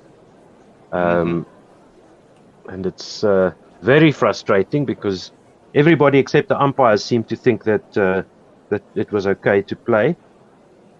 So let us know what your thoughts are. What do you think should be the rule or the law where light is concerned? You can't leave it up to the players because they will go back into the change room if they're in trouble as a batting side. As Nortje goes to Labuschagne, short outside off stump, pulled by Labuschagne down to mid-wicket boundary. Deep mid-wicket, fielded by Maharaj. They come back for 2, I think. And that is Australia on to 141. Labuschagne on 76. 2 balls to go in the 45th over. Clearly they can see this ball well here, Otto. Fast ball here from Nortje, halfway down the pitch onto that face. Boom! Times it perfectly, Labuschagne. No, he's not troubled by the short delivery that time. Labuschagne facing Nortje. Better line and length from Nortje. Hitting top of off. Forcing the defensive shot from Labuschagne. So that's good work from him there to keep it out. I don't think Ken is going to join us because he's doing his job, writing the articles that everyone will be reading tomorrow. Do give him a follow on Twitter, Ken Borland. Nortje continues now to Labuschagne. Defends this one from off stump onto the leg side. They go through for a single, and once again, Labuschagne nabs the strike away from Khawaja. So, when is Simon Harmer going to get a chance to bowl? I have absolutely no idea. But what I can say is the beauty. I'm just still marveled about how beautiful that over from Heinrich Nortje was. How accurate he was, the plans that they're trying to impose. Even that short ball has a plan because they have that deep square leg and that fine leg because they know Labuschagne likes to pull. So there's a chance for a wicket. So he's pumping in the gas and he's pumping in the lines, the lengths, and it's absolutely extraordinary to watch. As for Simon Harmer, it would be a nice balance to put your most attacking fast bowler and your most attacking spin bowler at the same time. No time to rest for the batters. Just apply the pressure from the jump. So I'm with you on that one, Otto. Yeah, it would be nice to see, but Jansen is going to continue. He Still should have good had enough. the wicket of Labuschagne. He's going to try again. As he comes left arm round the wicket, full outside off stump, very full, and left alone by Labuschagne. The run rate now 3.14 in the innings so far for Australia. The last few overs since we resumed play have been good for Australia, yielding some runs, some wayward deliveries in the last 10 overs that have been played, 40 without loss now. So South Africa just spinning things back a little bit here. Jansen round the wicket, left arm to the right-hander, left alone outside off stump. 142 for 1. For a moment, I was deceived. I thought Jansen bowled a leg cutter, given the pace that the ball was released and its accuracy. But his pace has actually dropped down. He's bowling at around 130 kilometers an hour. So bowling within himself here, trying to, maybe get the lines and lengths going really well. Yes, just trying to control it. He's bowling his 10th over now. He's conceded 21. Outside off stump, left alone. So this is better from the faster bowlers. They are sticking to their lines a lot better than we saw in the post-lunch session before we had the bad light and then the rain and then more bad light. The series of events, very much like Durban, isn't it? Yeah, and as I said, everyone except the umpires saying, why are we not playing? Full outside off stump, defended by Labuschagne. No run, 2 balls to go. 132 kilometers an hour from Marco Jansen. Very nicely Not bowled too there bad. from Jansen, going for the block hole as much as he could. Slightly, minutely shorter than what it should have been, but good enough to just draw defensive shots and respect from Labuschagne. You're making me say Labuschagne here, Otto. I've been teaching myself to say Labuschagne. Labuschagne. And this one is outside off stump, short of a length, defended into the offside, no run. This has Stringing the dots together, this is good from the South African bowlers. Oh, and somebody mentioned the fact that Harmer was bowling so well and then he got yanked out of the attack, which was strange. I think it was For no one of absolute the reason. comments. Yeah. That was a bit strange. Jansen in again on middle and leg, defended by Labuschagne down to fine leg, who's running around and will pick it up and throw it back, and they will get 2. And that's the end of the over. Khawaja will have a chance to bat. 144 for 1, 46 overs done. Jansen 10 overs, none for 23. South Africa have come back here. So sorry to cut you off there, Otto, my bad. But I'm just thinking about how well South Africa have come back after this break. How, I know it's just been short and we have a short sample size or a small sample size to look at, but given that small sample size, how well Nortje and Jansen have adjusted their lines, have adjusted their lengths, and they are very much more attacking in their approach. You can see that they're trying to work the batters, going a little bit short, going wider, and then going for those full good balls coming in to activate those slips. It's beautiful bowling. So that's why they're getting those dot balls coming in here. And those ones and twos are testaments to quite good batting from Khawaja and Labuschagne. Khawaja left arm facing Nortje around the wicket, defends this one on off stump, no run. That's a good line from Nortje. He's going to have to play at those deliveries, Khawaja. So absolutely forcing them, man. there's one slip in. It's about a second slip from the keeper, and then a gully in as well. So the same field pretty much. You can see the fans have actually left the field here because of the stoppage in the game. Nortje around the wicket, driven by Khawaja, just beats point. And so half stop there by Kagiso Rabada at point, which means that Maharaj will haul this in. And it looks like they're coming back for 3. So Khawaja will move on to 54 off 121 balls. Now that's not too bad for South Africa if Khawaja is driving like that, angling, opening the face of the bat and driving that ball. I won't be too worried as long as he keeps doing that. It's exactly what Nortje actually wants from him.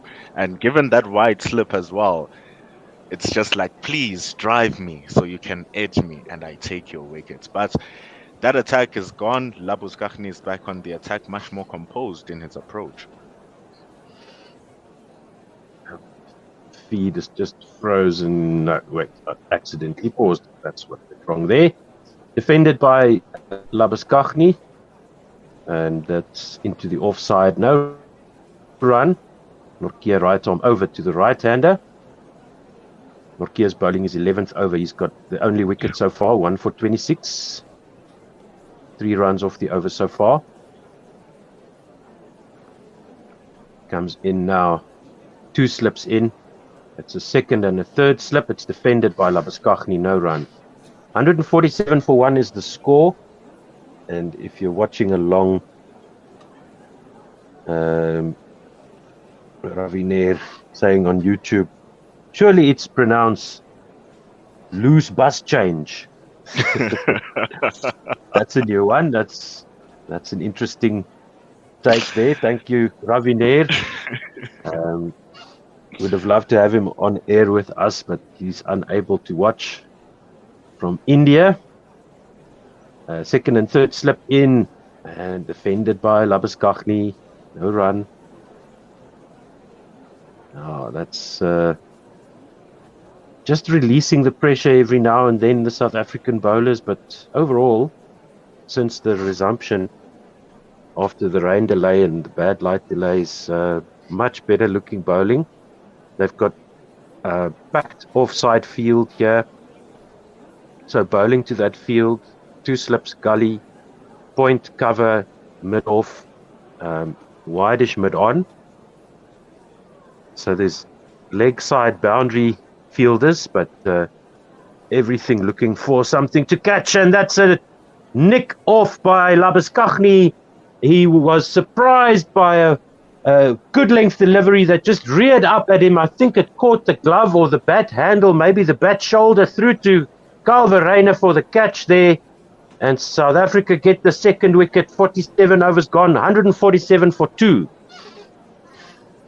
When we speak about a wicket that is well deserved here, Otto, when we speak about working the batter over and over and over again, this is what we are talking about. Andrick Nortje has been peppering that line, hitting that length, hard pace. That ball was 146 kilometers an hour, and boom, he's gotten that wicket. And that is what South Africa have been looking for, and that is the reward for absolutely superb bowling. Indeed. That is exactly what South Africa wanted, and 100% agree there. They've been working at it. Labus Kaghni should have been out before the break, but in the end, that umpiring mistake didn't cost South Africa too much. Just waiting for my feed to resume here as the next person in, the next batter in. God. They're showing us what that ball did there, Otto. It just nipped off and seamed away from the bats just a little bit, enough to get that edge. Wow. You know when a batter has a safety air place under the eyes, and if you can target that area and make it a threat in that area, what can a batter do at 146 kilometers an hour? That was a absolutely beautiful delivery from Anrich Nortje. Just waiting for my feed to come back here, and I'll be with you as soon as I can, if you don't mind. That is okay. I can help you out. Telling here us what's also, going on. your feed is responding to what the weather's doing in Sydney, because the umpires have called the play off because of that bad light. So after that wicket, it is a serious fact. A superb ball from Anrich Nortje to get the wicket, and they say even as Steve Smith has walked into the pitch, they are calling the game off due to bad light. Oh no! I would love to see. I would love to just get some feedback. Bad light strikes again, they say here on Cricket Info. So, yeah, once again, we can't really tell what the light is like.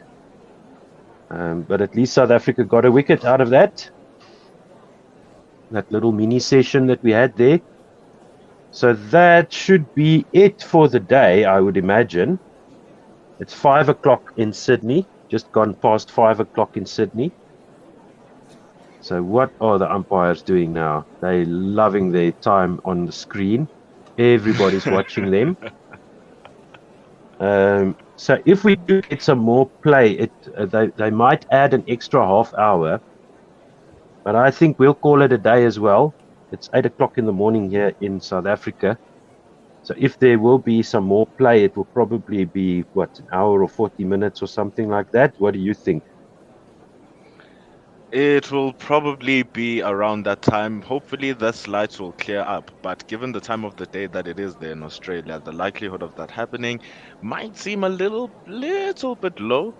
So we'll just be crossing our fingers to see what will happen. If it does clear up quickly, we'll be back. And if not, we'll be back again after lunch tomorrow. Yes, indeed. Thank you, Mr. Magubane. And please tell the listeners where they can get hold of you, where they can follow you on the socials. Easy one. Thank you for the platform here. Also, if you want to give us a listen, if you want to check out our stuff, my thoughts as well, you can find me on Twitter at Mpendulo Tweets. You can go ahead and find me on TikTok as well, where some of my commentary work is at Mpendulo Speaks. Those are the two platforms I use as most, but the most important handle to follow out of all of these handles I've just told you is at One World Sports Radio. That's where we are, and probably we'll see you again tomorrow again, Otto. Yep, that's it. Thank you very much. We will play the Full Quota podcast reaction to the SA20 auction. So do have a listen to that. And I would imagine that by the time that is finished, we will have either some more cricket or we will have stumps. The Hessian covers are on the pitch. So trying to keep that dry pitch even drier. There's a slight drizzle of rain as well there, Otto. Oh, okay. All right. So, well... Oops. Cheers. See you, Otto. Thank you so much. Cheers, Mpendulo. Thank you so much. See you tomorrow. Blessing.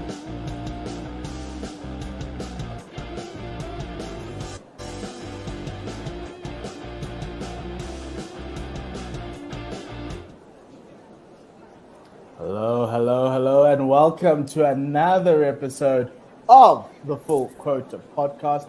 My name is Mpho Mutlani. I've got Tim Dale Lace here. This is our podcast. We talk all things South African cricket. Remember, you can follow us at One World Sports Radio's YouTube channel. We're live on Twitter. We're live on Facebook. We're live on all the platforms that you know. We also have a podcast, an audio podcast that's on Anchor and also Spotify and Apple Podcasts. So please follow us there. Also, go to our Patreon account. Put some money in there to keep the lights going. You know, that's what you do. Tim, how you doing? I'm doing good, man. Yeah. Just about recovered from the auction and the ramifications of that, of which there were many. But otherwise, yeah, all good. We're ready to go. Yeah. So today, knowing that we're going to do the podcast, and we're going to talk about this, the SA20. So 102 players in this tournament, 60 South African players were selected on Monday. It was beautiful. It was amazing. There were some surprises. There were some shocks. There were some interesting things that were happening on that day. The one big surprise went longer than people expected. And I remember, Tim, I said we should have recorded our little podcast at 7. We would have been recording at 10 p.m. if all things worked out. So we decided to move it to Thursday, and now we're here. And so today, driving to work, thinking in my car, what I'm going to say. I had multiple things to say, I had multiple rants in my head. And then I listened to Timber's to Mark's press conference. They're going to India, and Timber's press conference. Yeah. One thing I want to say, kudos to Mark Boucher. I don't give him a lot of credit most of the time on the podcast, but credit to him for saying that he backs Timber and the guys in the team back Timber to the hills. He also said something very interesting. He said that they went to Robben Island yesterday.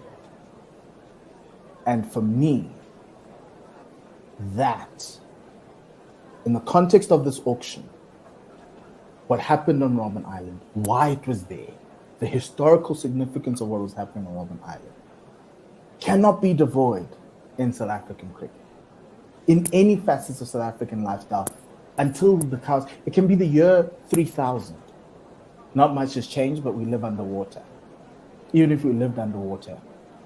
I'm trying to quote a song, but anyway.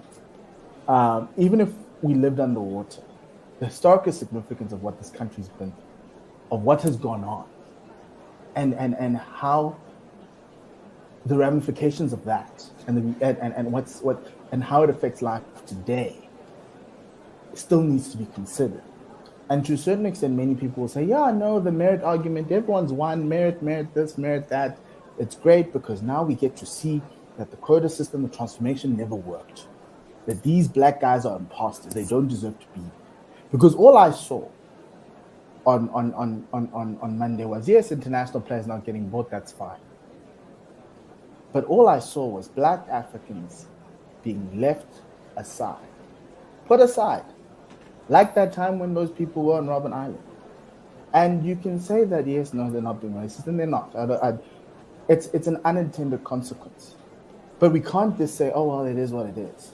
We need to go back and figure out what is the cause of those unintended consequences. Because, and everyone's talking about Timber and Andile. There's many other guys who deserve to start there, who are better than the guys inside. Luto Sapamla, for one, a national prospect. A guy who's been in the national team for 3 years, doing other things. He didn't get a call-up, Sibonela Makanya, who this past year was a revelation at the time. Revelation. Lesiba Mwepe, boy from Fort Lawrence, where I come from. He didn't even get a gig, and he's been amazing. Yes, Akamane got a call-up. Yes, Malusi Siboto got a call-up, and well-deservedly so for both of them. Sasanda Magala got the biggest payday. And I was worried for him because of all the perceptions and all the rumors. And you can see that, yes, maybe there were certain things that happened that necessarily didn't get these guys in. But in a society that's always been historically leaning towards the white side, and in the game like cricket that's always been predominantly white, my answer has always been there needs to be an intervention. And if that auction didn't tell you the reason why we have these targets, then we've got a long way to go in changing society. Because for me, now, next season when this auction happens, the guys I've just named will be told, and even Timber himself, no, Timber doesn't play at international tournaments. Timber didn't play in the SAT20. Well, he couldn't. He wasn't picked. And then they'll say, no, Andile didn't play there. Lesiba didn't play there. So they won't get picked even more. And then you have this gap where the black guys will play domestic cricket, and that's like a championship. and where the money's at, the white guys will be playing, and then you get that chasm. And then in the national T20 side, when the black guys come in, they'll be called coaches because they're not playing in the South Africa's Premier League. And that, for me, is the one thing about this league that bothers me a lot, is that we're just happy to accept the money, but the consequences of it could be detrimental to the growth of the game. Because how do you grow the game of cricket? It's already saturated in the white markets. You need to grow it in the black markets. How do you grow it in the black markets? I'm not asking for favors. I'm asking for fairness. Because there's a lot of people there on that list, and I'm going to show you the list, on that list, who quite deservedly don't deserve the money that they got. But it's a bidding war, that's okay. And also probably there are better players there who could have made it in. And I sit there going, yes, it's an unintended consequence. I'm not calling it a subconscious bias. But we need to go back and figure out where that came from. Because this is something has possibly could kill our cricket. Well, could kill cricket in the black areas. Because why are we now asking for black cricketers to come into the system?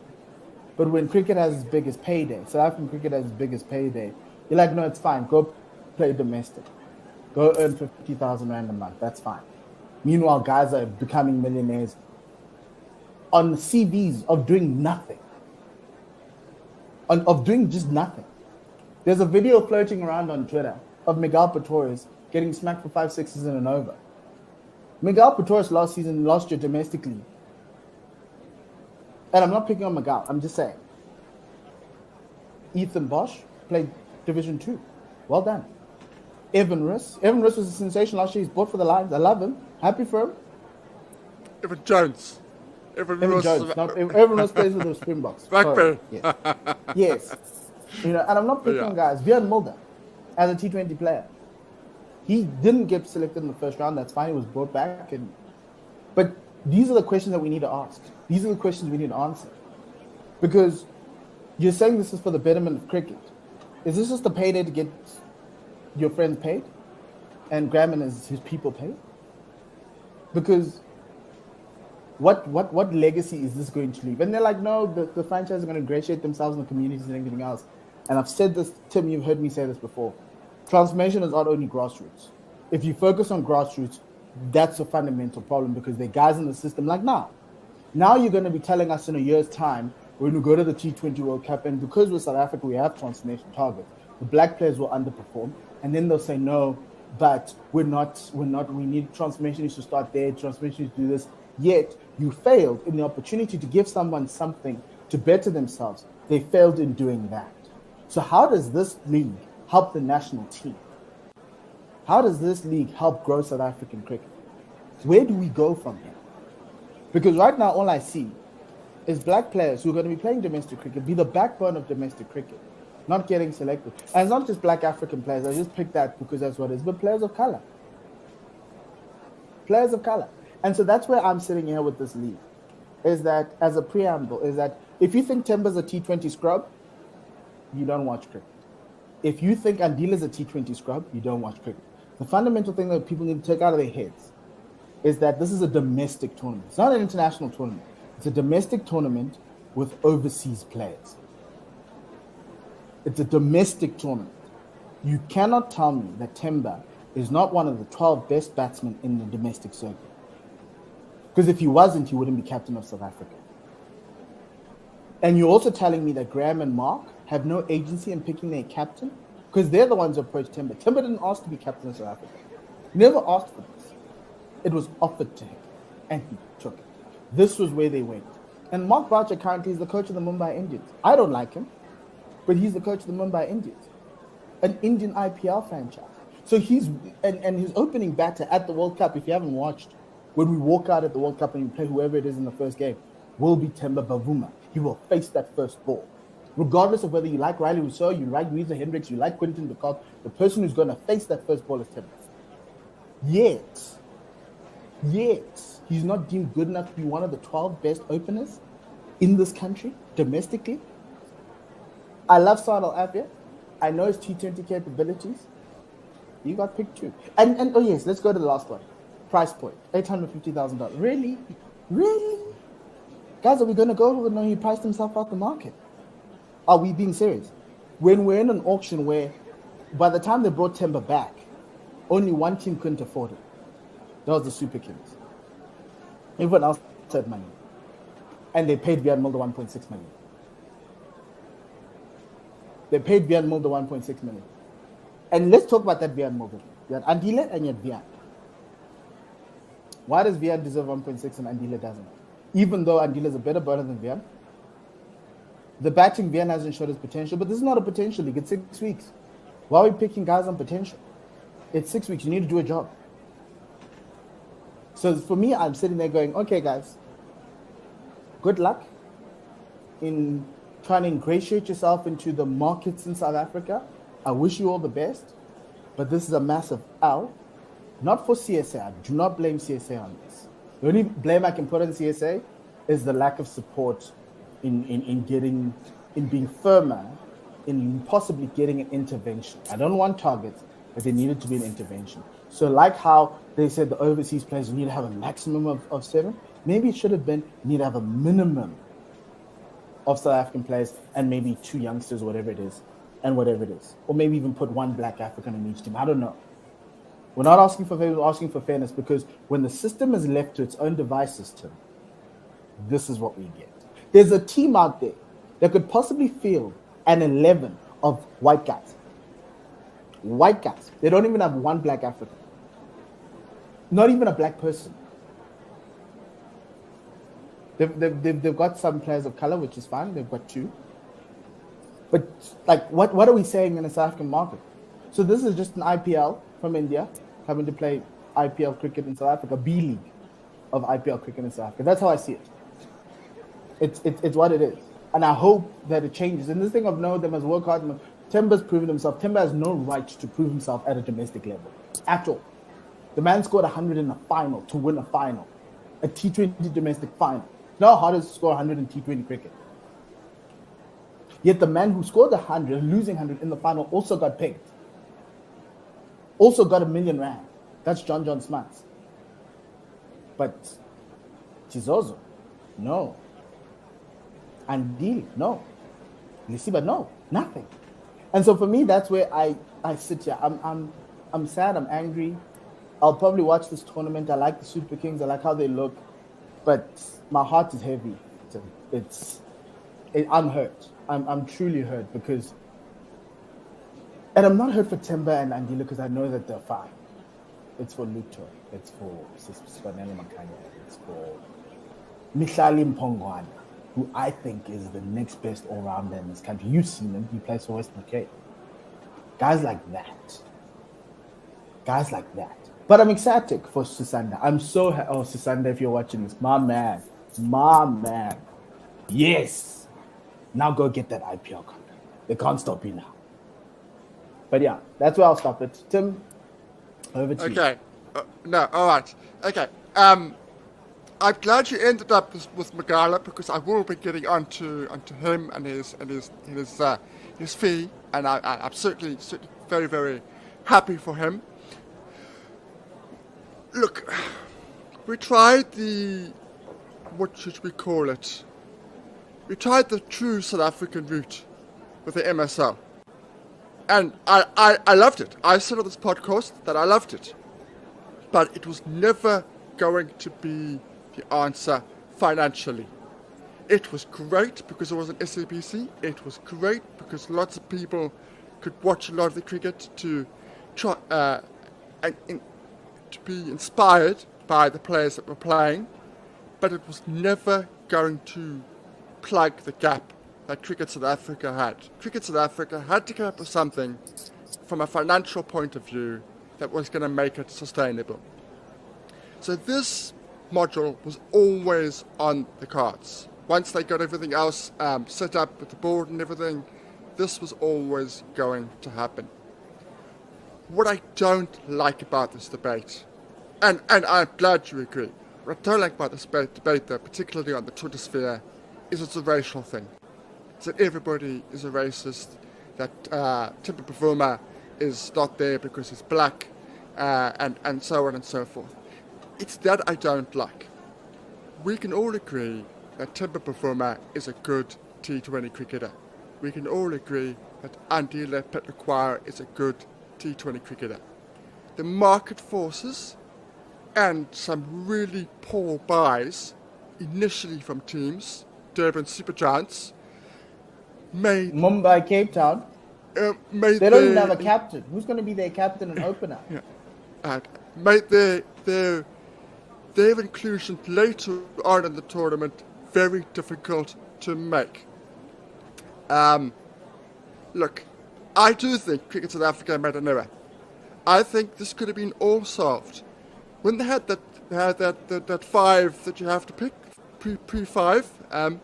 They could have said, right, in the T20 squad we have got 15 players plus the 3 reserves. That's 18. Right, each team you pick 3 each. Finishing clock. Tempe gets picked. We don't have a concern. Tempe and that's what they did in the MSL. Both get picked. End of debate. Then you will still have Lesipho and Makhanya missing out. Unfortunate. It would be unfortunate because I certainly think Lesipho deserves a chance. I think again, I understand why he wasn't picked. A small sample. T20 challenge. 5 or 6 games. I've been a fan of him on this podcast, but I could see why he was picked.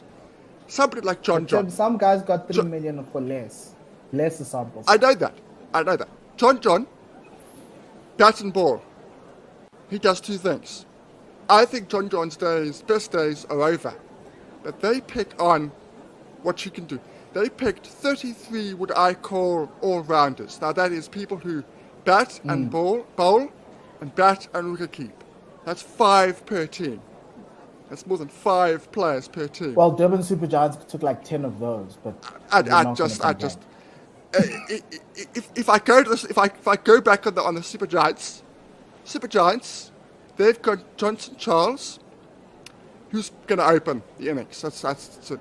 Now, if you look at Johnson Charles and you look at Timber Bavuma, I'm picking Bavuma, but if you look at the stats, and this was very much a stats-based auction, very much a Moneyball auction. The Moneyball situation with Ervia. If Ervia was 850, he would not have been picked. I'm not criticizing Bavuma for his base price. I'm simply saying halfway through the auction, I would have said to my manager, listen, I can see this is where this is going. Just drop me a little bit. But I'm not criticizing. I'm not criticizing him for not doing that. I'm just simply pointing out why Hervé was picked was because of it made financial sense from their point of view. He's not going to play those games. So think about this from Timber's perspective. I just want to jump in there a little bit. Think about this from Timber's perspective and Andile's perspective, right? Yes, they weren't picked in the first round. That's fine. That happens. Cool. Yeah. But how does it look when you're watching kids, a Duan Jansen, unproven. Small, you speak of sample sizes. Small sample size. Go for the money he went for. Right? CPL. It doesn't matter. Rightly or wrongly, yes, CPL. But Tim, how is he able to get into the CPL? But guys like Andile and all the other guys can't. And that's my thing about South African cricket. White guys always have an out. They always have another avenue. All these guys we keep on interviewing have been able to play in the UK. We're not interviewing black players playing in the UK. We did once with Dane Patterson. But there's always an out. And that leads to an unfair advantage. Black cricketers are not starting from the same 100-meter mark. They're starting at the 100-meter mark, but the white guys are 60 or 40 meters away. It's like simple thing with Corbin Bosch. Corbin Bosch will never play for the Proteas. If he does, good luck, well done to him. But I know he'll never play for the Proteas. Why is he getting locked up at a base price? Or locked up as a selection. So my thing is that the playing fields are not level. They never have been. And so if anyone says no, it's meritocracy, no, it's not, because the playing fields were never level to begin with, and the targets were an intervention to prevent that, to prevent a situation where a guy like Duan Jansen, who can't even compete with his domestic peers in South Africa, gets picked off of a CPL contract that he got because he has a great manager. Because he always has an art. There's a channel for white guys to get better at cricket, but black kids sit here in South Africa in the winter and they do nothing.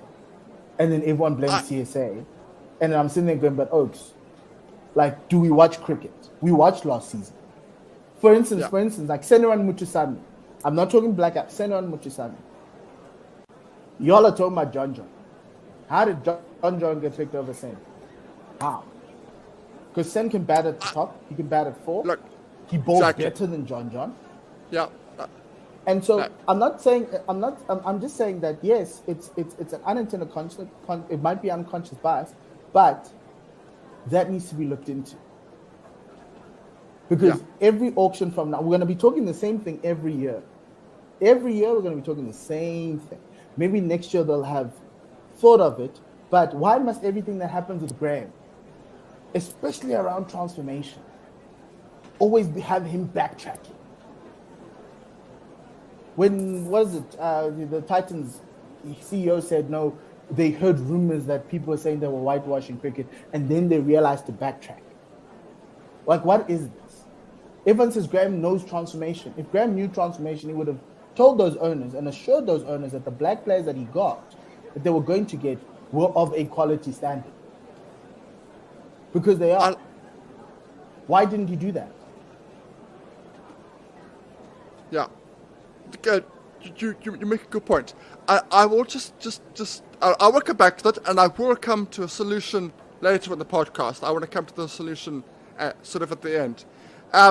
So my point about Johnson Charles.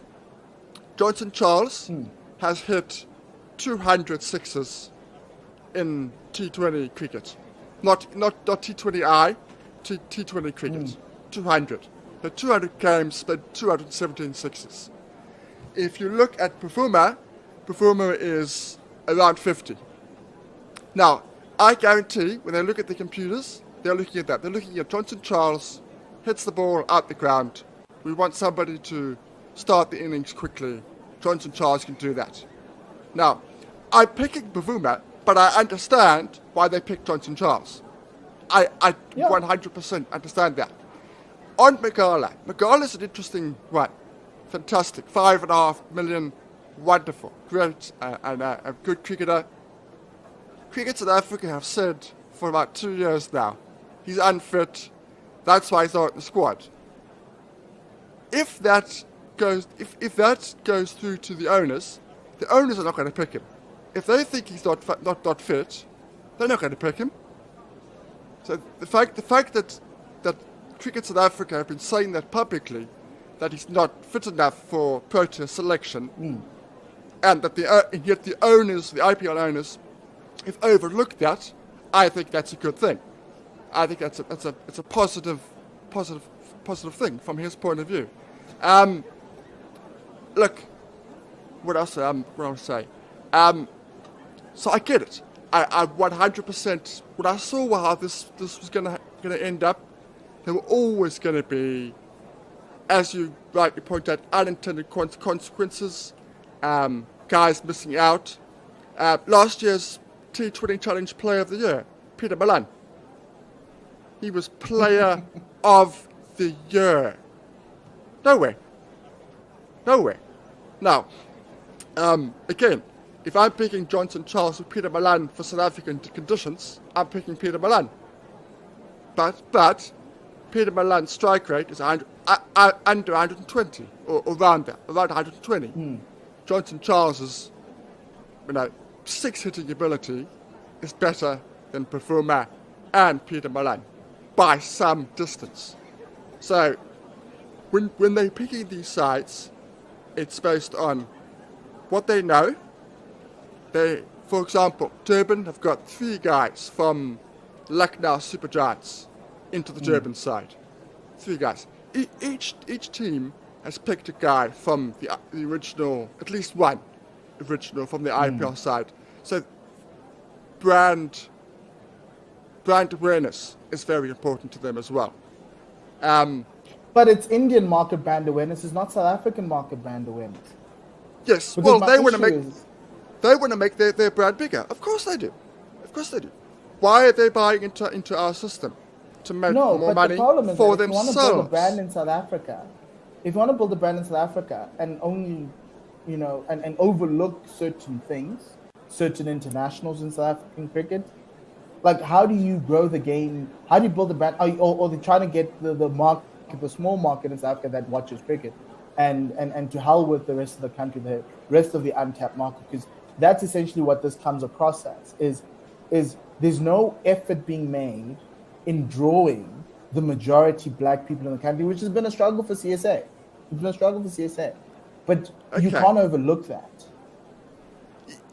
Each owner has spent between $10 and $28 million to buy the franchises. As I understand it, that's for 10 years. That's a 10-year, plus they have to pay another $4 million per year, an annual fee per year to run the franchise.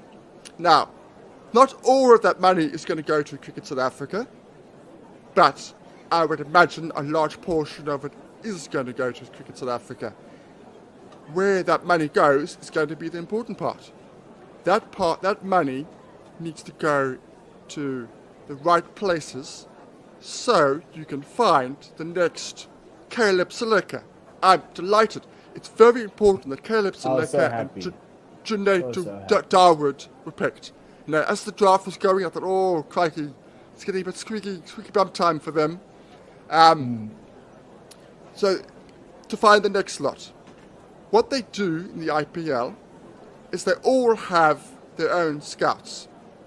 And they don't just watch the Ranji Trophy, they watch all of the domestic cricket, right down to the junior section. They hold scouting seminars, they hold trials, they hold camps. The Chennai Super Kings brought in Thikshana, the Sri Lankan, who is with Joburg, I think. Mm-hmm. And they brought him as a net bowler. Not as a player, they brought him as a net bowler for one of the seasons. In season 3 that he was there, he became a player. That's the route I need to go through here. So they can take a guy from University of the Western Cape, become a net bowler, and then that's how they spot talent. So you have talent scouts. So Luton has become a net bowler. No, I'm talking about guys who are 17, 18, 19, out of school, just finished college, whatever. Those are areas where they actually should find the next talent, because David Millers of this world are going to retire, Quinton de Kock of this world are going to retire. For this to work, if they're going to last 10 years, they are going to need to find new talent. They find new talent in India by having these trials, by having these camps. Look, it's not going to happen overnight, but the point is, if they all have scouting people, they could all be watching the CSA T20 Challenge when it's played. Each owner can have their own scout watching, and you could have next year. They can say, you know what, we got it wrong. Sibs Makanya definitely should be in our squad. They get Sibs Makanya in season 2. You know what, we got it wrong. Sibs Makanya. We got it wrong about Tony. We didn't see enough of Tony. Tony Dizorzi. Guys.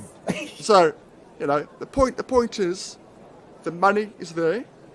If they're going to be there for 10 years, I am putting a slightly rosy pitch on this, because I have the same concerns from you in terms of 100% private equity. I do have, how much power does Cricket South Africa have, and where is the balance going to be between their brand and our brand? I do worry about that. That does worry me. I'm simply saying, I looked this up when I came onto the show. The fact that the IPL owners do so much for Indian cricket, when Indian cricket started, the general consensus of Indian players were picked in the metropolis areas, the busy city areas. They now get picked lots of players from small town villages because of these trials and these camps that they have in the not big cities, the small towns. So Indian cricket is now picking those players from the IPL. It's come from the IPL. There is an association between the IPL owner and the domestic side, the Indian domestic side. There is a conversation. The domestic side says, watch out for X, Y, and Z. And they go, you know what, you're right. We won't take X and Y, but we will take Z. So next year, Jonathan Bird, Tony DeSorsi, Sibs Makanya, all these guys could very well be playing next season. I agree. It would be nice to have had a few more of those guys, but it's not all doom and gloom. Why won't they listen to them now? That's my only worry, is that you're speaking like this is going to happen next year, but my situation is that these guys are coming into the Newlands, into the House of Western Cape, the House of Johannesburg at the Wanderers, in Pretoria. But why do we end up like this when the intel? Because I understand Moneyball, and you saw that, but there's an eye test. There's a getting because I know Paul. You saw what Paul did. Paul was like, okay, no, these guys are shrewd. They know what they're doing. And I'm happy with that because I think Paul worked well. But the others, because it looked like they didn't. It looked like they just came and were like, okay, let's have a look. And it feels like they didn't speak. And you can see it with the coaches, because that's the other thing I have. Like some of the domestic coaches, like Imi Khan not having a job just bothers me. So do Wandile, but I know a lot of people don't like I'm sitting there going, okay, like guys, like what's going on? The thing is here, it's all very well having Robbie P as your general manager at My Cape Town. Fantastic, wonderful, but whose job is it?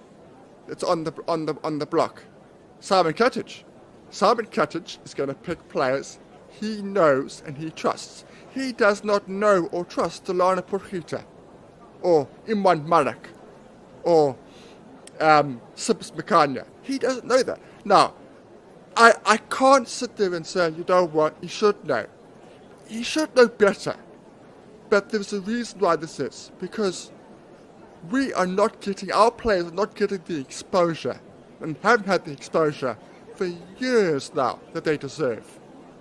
The fact that we are now just starting last year to move on to the YouTube, you can watch the games on the YouTube, is huge. It's massive. So they are always Stephen Fleming.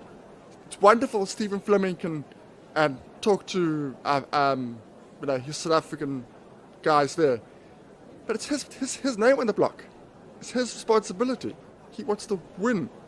He's going to pick guys that he knows, he trusts, and and from people he trusts. If somebody says, you know what, pick Jason Little, John Little, the Irish goat. Now that was a massive left field for most of us, but that was Pretoria Capitals.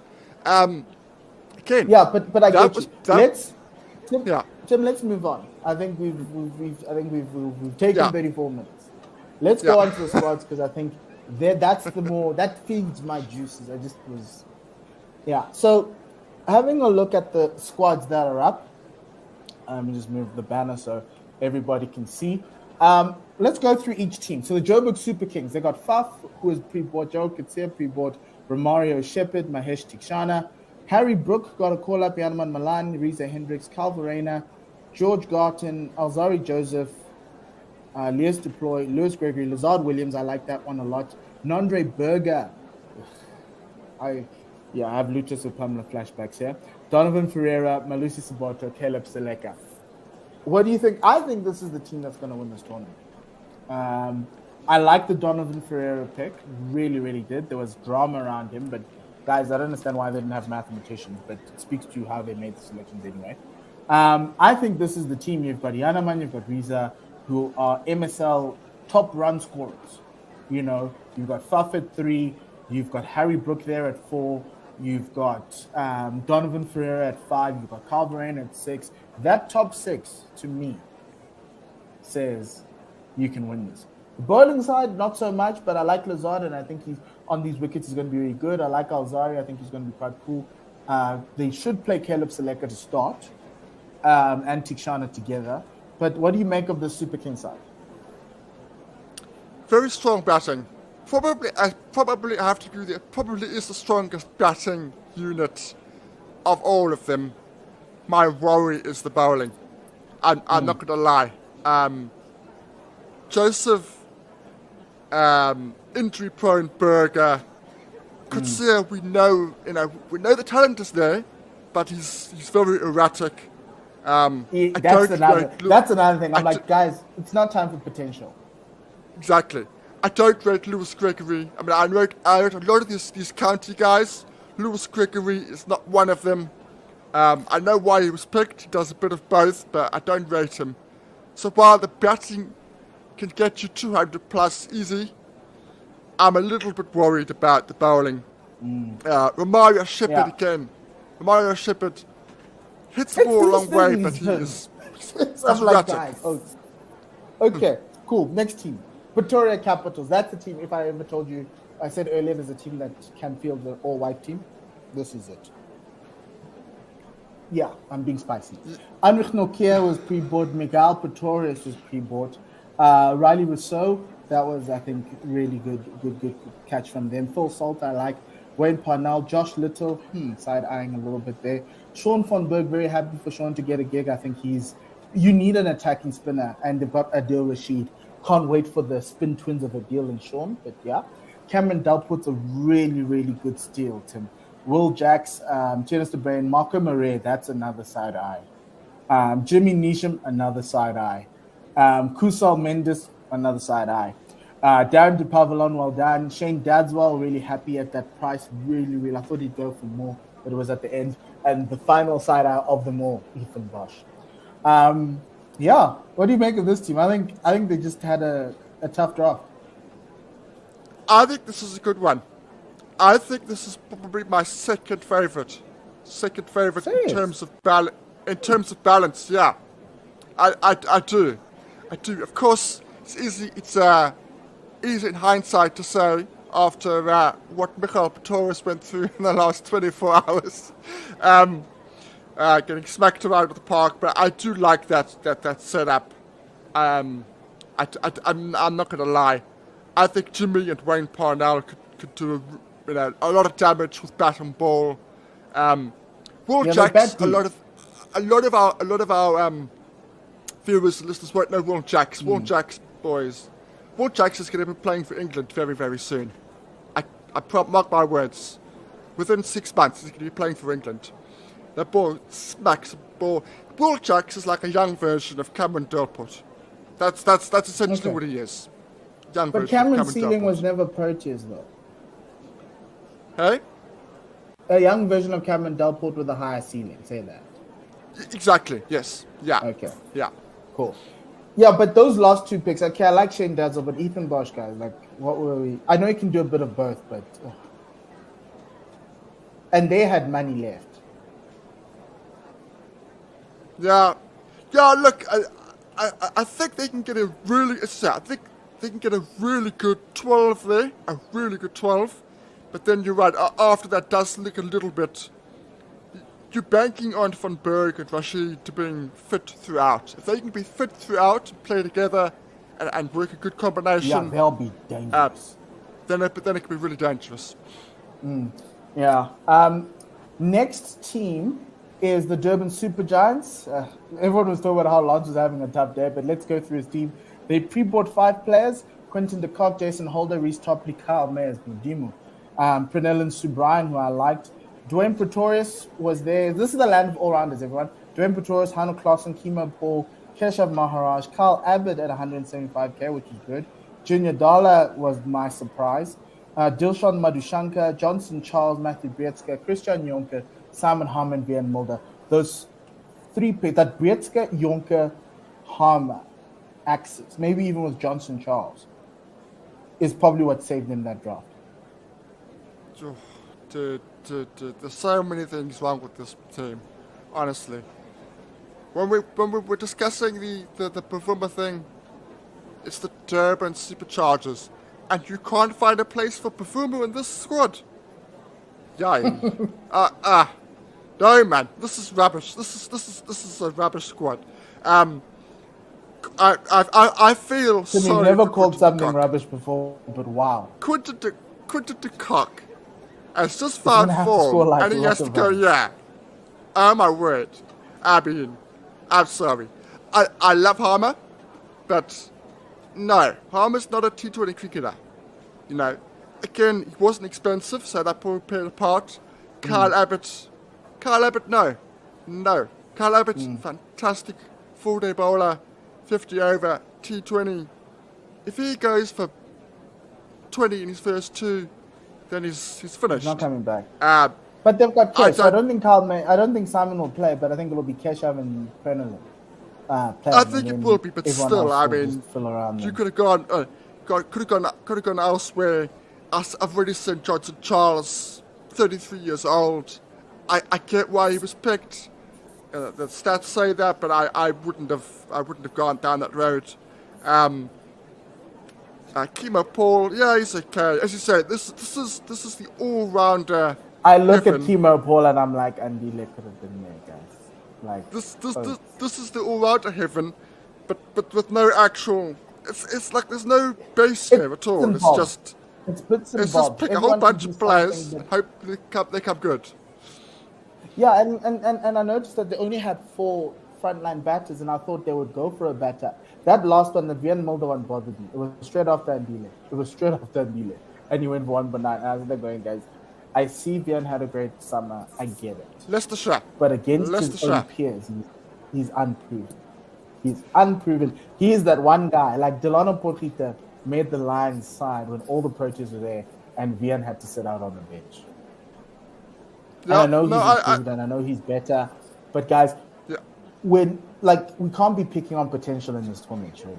You gotta be going to win. And I think the Durban Super Giants put themselves in a really bad corner. Okay, next set of teams, Tim. This is probably the groups that are going to be contesting. This is what I'm saying. So let's start with the Paarl Royals. David Miller pre-board, Josh Butler pre-board, Obed McCoy pre-board, Corbin Bosch pre-board. Side-eyeing that one a lot.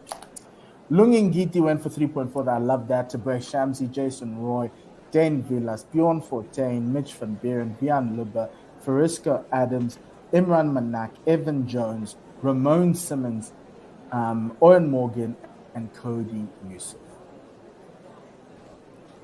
Fantastic local selections. Fantastic local selections. Just yes. I love Manak. I love Adams, Lubbe. Oh man, Cody Yusuf even, and Bjorn Fortuin. The only worry I have with them, and I'll say this again, fantastic local selections. They've got it right on the money. There is a reason why 3 of the coaching setup there are all current domestic coaches, and why those selections are so good. My worry is Morgan and Roy. We know they have it in the bank. We know what they've done in the past. That is the past. Morgan, last time he was in the IPL, he averaged 6. Jason Roy can't buy a run to save his life at the moment. Yet the guys we spoke of that aren't there. Those two. And that's why this argument that no, Temba's not a good T20 batter. Guys, we're paying average people here 2 million rand. People past their prime 2 million rand. Okay. Sunrisers Eastern Cape. Pre-bought Aiden Markham and Othniel Bartman. I like the Bartman pick a lot. Markham too. Marco Janssen 6.1, that was lovely. Tristan Stubbs, Sisanda Magala, Junaid Dawood, love that. Mason Crane, not so much. John Smuts, that's the Eastern Cape. Jordan Cox. Adam Rossington was an interesting one. Willow van der Merwe got a gig. Marks Ackerman, really happy for him. James Fuller, Bryden Cass, still side-eyeing. Saro Arvia, congratulations, SJ. Ayat Kamani and Tom Abel. I like this team a lot. I think if there was a dark horse, I think this would be it. A lot of reliance on Stubbsy and Markham in that middle order and Marco Jansen to come good in T20s. And obviously Marco's done well in the IPL, so that's good. Sisanda Magala, they have the best death bowler in the country in their team. You can come and fight me. I'll give you my address if you want it. Look, I like the side. Just not sure from outside of Sisanda and obviously so it'll be Othniel, Bartman, Sisanda, and Marco as the spearheads of that attack. But it looks good, Tim. I love it. The axis of Markram, Stubbs, Jansen, Magala, and Bartman. Bartman is underrated. Tim. Bartman is underrated. Maybe not by people in Durban, but he's... Yeah? Can you hear me? Can you hear me? Hello? Can you hear me? Mm-hmm. Can you hear me?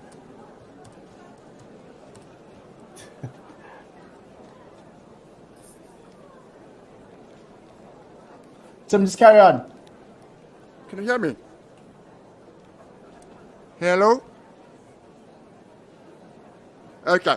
All right. So we're yeah, I was just gonna say that Tim, access is really good. Yeah, I can hear you. I can hear you. Yes, carry on. Yeah. Carry on. Bartman is fantastic. Underrated in some quarters, not necessarily in Durban. Big fan of it. Just to give you a bit of background, Rossington is very highly thought of in England. Wicketkeeper batsman, hits it a long way. The other guy is Jordan Cox. Jordan Cox is also a wicketkeeper. Most teams have got two wicketkeepers, but I think Rossington is going to be the keeper, and Cox is like who's he like? If you guys know that old Province player Engelbrecht, Engelbrecht, very quick around the field. So he can wicket keep, but his fielding is outstanding. Outstanding fielder, and a good sort of 7, 8 and over batsman. I think this is a good team. I like it. I've always been a fan of Roelof as well. Huge experience in this format. Okay, Tim, can you hear me clearly? I can hear you clearly now, yeah. Cool, sure, awesome. Final team, MI Cape Town, they got Kagiso Preboort, Liam Livingston, Rashid Khan, Deval Brevis, Sam Curran. I think they did the best job of getting the Preboorts along with Paul. And then Rassie van der Dussen went off. Ryan Rickleton, who hasn't been given an opportunity at that level, the T20 level, I think he'll get it now. He's always behind the Proteas at the lines. George Linder got one, Björn Hendricks, Duan Jansen, that was a surprise. Delano Potgieter, Odin Smith, we now see why after the last 24 hours. Waqar Salamkale, Ziad Abrahams, Wesley Marshall, happy he got a gig. Ollie Stone and Grant Rulofson, who we interviewed this week. I like this team. I don't know who's going to be captain. And also who's going to open at the top. But I think it'll be Ryan at the top, but who's also going to be, and Grant. But that's another timber spot that could have gone. But what do you make of this team? I like this team. It had the best pre-boards, as you said. I thought it was going to have the best squad. And it's between them and Paarl for me in terms of the best balanced squads. Very much a touch and go. I like it a lot. The Duan Jansen thing, it's because they fought so hard for his brother. They fought so hard for his brother, and they thought, you know what? Let's get a version 2 of him. You know what? We've been hearing good things about him. Let's get the version 2 and hope it works. That's for 3 million rands. For 3 million rands. I know it's a lot of money. But you know, these things cost money. You do know that he could not play. He could have a very bad SHH and never play again, but he'll have been given 3 million rand. It's possible. I'm delighted for George. And yet, when we call subconscious bias, everyone's going to be like, no, but this is the fairness. And guys, okay, I'm just going to walk away. That's why. Because this is not business. I'm just happy Wesley Marshall's coming to Cape Town. That's all I'm happy Wesley Marshall's coming to Cape Town. Yeah, he's gonna get a massive payday in auction too. Wesley Marshall and Mitch van Buren, they're gonna get a massive auction. Hopefully they'll get a chance to play.